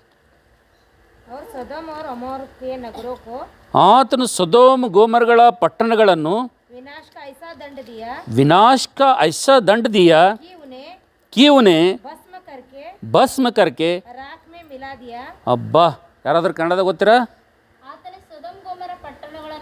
ಆತನು ಸೊದೋಮ ಗೋಮರ ಪಟ್ಟಣಗಳನ್ನು ಸುಟ್ಟು ಬೂದಿ ಮಾಡಿ ಮುಂದೆ ಭಕ್ತಿಹೀನರಾಗಿ ಬದುಕುವರ ಗತಿ ಇಂಥದೇ ಎಂದು ಸೂಚಿಸುವುದಕ್ಕಾಗಿ. ಹಲ್ಲೆಲೂಯಾ. ನಾವು ನೋಡ್ತೇವೆ ನನ್ನ ಪ್ರೀತಿದವರ ಮಕ್ಕಳೇ, ಇದೆಲ್ಲ ಯಾಕೆ ಬರೆದಿಟ್ಟನಂತ ದೇವರು. ಒಂದು ವೇಳೆ ಇದನ್ನು ಓದಿ ಇದನ್ನು ಕೇಳಿ ದೇವರು ಕೊಟ್ಟಂಥ ಅವಕಾಶಗಳನ್ನು ಕಳೆದುಕೊಂಡು ಒಂದು ವೇಳೆ ಭಕ್ತಿಹೀನರಾಗಿ ಒಂದು ವೇಳೆ ನಾವು ಈ ಲೋಕದಲ್ಲಿ ಜೀವಿಸ್ತೇವಪ್ಪ ಅಂತಂದರೆ, ಸೊದೋಮ್ ಗೋಮರ ಯಾವ ರೀತಿಗೆ ಸುಟ್ಟು ಬೂದಿಯನ್ನು ಮಾಡಿದ್ನೋ ಅದೇ ರೀತಿಗೆ ನಾವು ನೋಡ್ತೇವೆ ನಮ್ಮ ಜೀವಿತಗಳನ್ನು ಬೂದಿ ಆಗ್ತಾವೆ ಅಂತೇಳಿದ್ರೆ. ಹಲ್ಲೆಲೂಯಾ.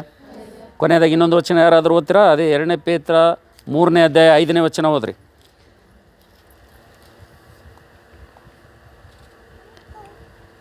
2ನೇ ಪೇತ್ರ 3ನೇ ಅಧ್ಯಾಯ 5ನೇ ವಚನ ಓದ್ರಿ. 3ನೇ ಅಧ್ಯಾಯ 5ನೇ ವಚನ. ಒಂದು ಸಂಗತಿಯನ್ನು ತಿಳಿದರೂ ಬೇಕೆಂದು ಮರೆತು ಬಿಡುತ್ತಾರೆ. ಬೇಕೆಂದು ಮರೆತು ಬಿಡ್ತಾರೆ. ಅದೇನೆಂದರೆ ಪೂರ್ವಕಾಲದಲ್ಲಿದ್ದ ಭೂಮಿಯಾಕಾಶಗಳು ದೇವರ ವಾಕ್ಯದ ಮೂಲಕ ನೀರಿನಿಂದ ಉಂಟಾಗಿ ನೀರಿನಿಂದ ಆಧಾರಗೊಂಡಿರುವಲ್ಲಿ ಆ ನೀರುಗಳಿಂದಲೇ ಆ ಕಾಲದಲ್ಲಿ ಲೋಕವು ಜಲಪ್ರಳಯದಲ್ಲಿ ನಾಶವಾಯಿತು. ಆದರೆ ಈಗಿರುವಂಥ ಭೂಮಿ ಆಕಾಶಗಳು ಅದೇ ವಾಕ್ಯದ ಬಲದಿಂದ ಬೆಂಕಿಯ ಮೂಲಕ ನಾಶವಾಗುವುದಕ್ಕೆ ಇಡಲ್ಪಟ್ಟಿದೆ.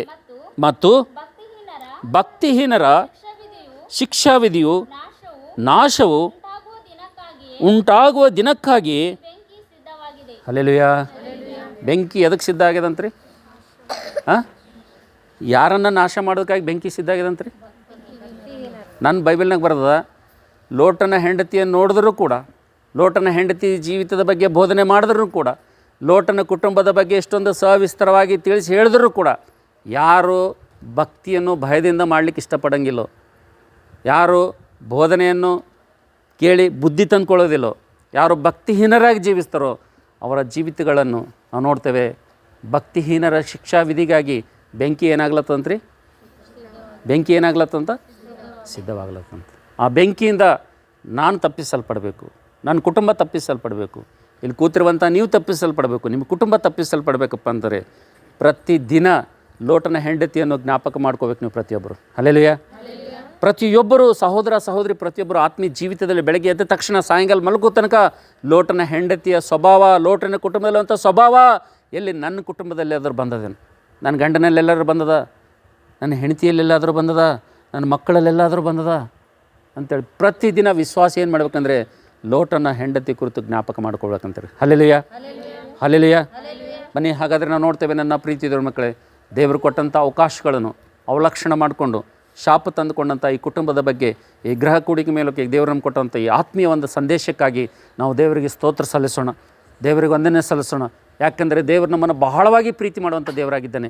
ನಮ್ಮನ್ನು ಕ್ರಮಪಡಿಸಿ ನಮ್ಮನ್ನು ಆತನು ಯೋಗ್ಯರನ್ನಾಗಿ ಮಾಡಿ ಆತ ತನ್ನ ಆಶೀರ್ವಾದಕ್ಕೆ ಪಾತ್ರರಾಗಿ ಮಾಡಬೇಕೆಂಬುದಾಗೆ ಆತನ ಉದ್ದೇಶ ಇರುವುದರಿಂದ, ಆತನ ಒಂದು ಆಲೋಚನೆ ಇರುವುದರಿಂದ ದೇವರು ನಮ್ಮ ಪಕ್ಷದಲ್ಲಿ ಹಿತಚಿಂತಕನಾಗಿದ್ದು ಈ ಅಮೂಲ್ಯವಾದಂಥ ಸಂದೇಶ ಕೊಟ್ಟಿದ್ದರಿಂದ ಈ ಸಂದೇಶದಿಂದ ನಾವೆಲ್ಲರೂ ಬುದ್ಧಿ ತಂದುಕೊಳ್ಳೋಣ. ಈ ಸಂದೇಶದಿಂದ ನಾವೆಲ್ಲರೂ ಕೂಡ ಬುದ್ಧಿ ತಂದುಕೊಳ್ಳೋದು ಮಾತ್ರವಲ್ಲದೆ ನಾವು ವೃದ್ಧಿಗೆ ಹೋಗೋಣ, ನಾವು ಅಭಿವೃದ್ಧಿಯನ್ನು ಪಡೋಣ. ದೇವರ ಆಶೀರ್ವಾದ ಮಾಡಲಿಕ್ಕೆ ಆತನು ಸಿದ್ಧನಾಗಿದ್ದಾನೆ. Thank you. God bless you.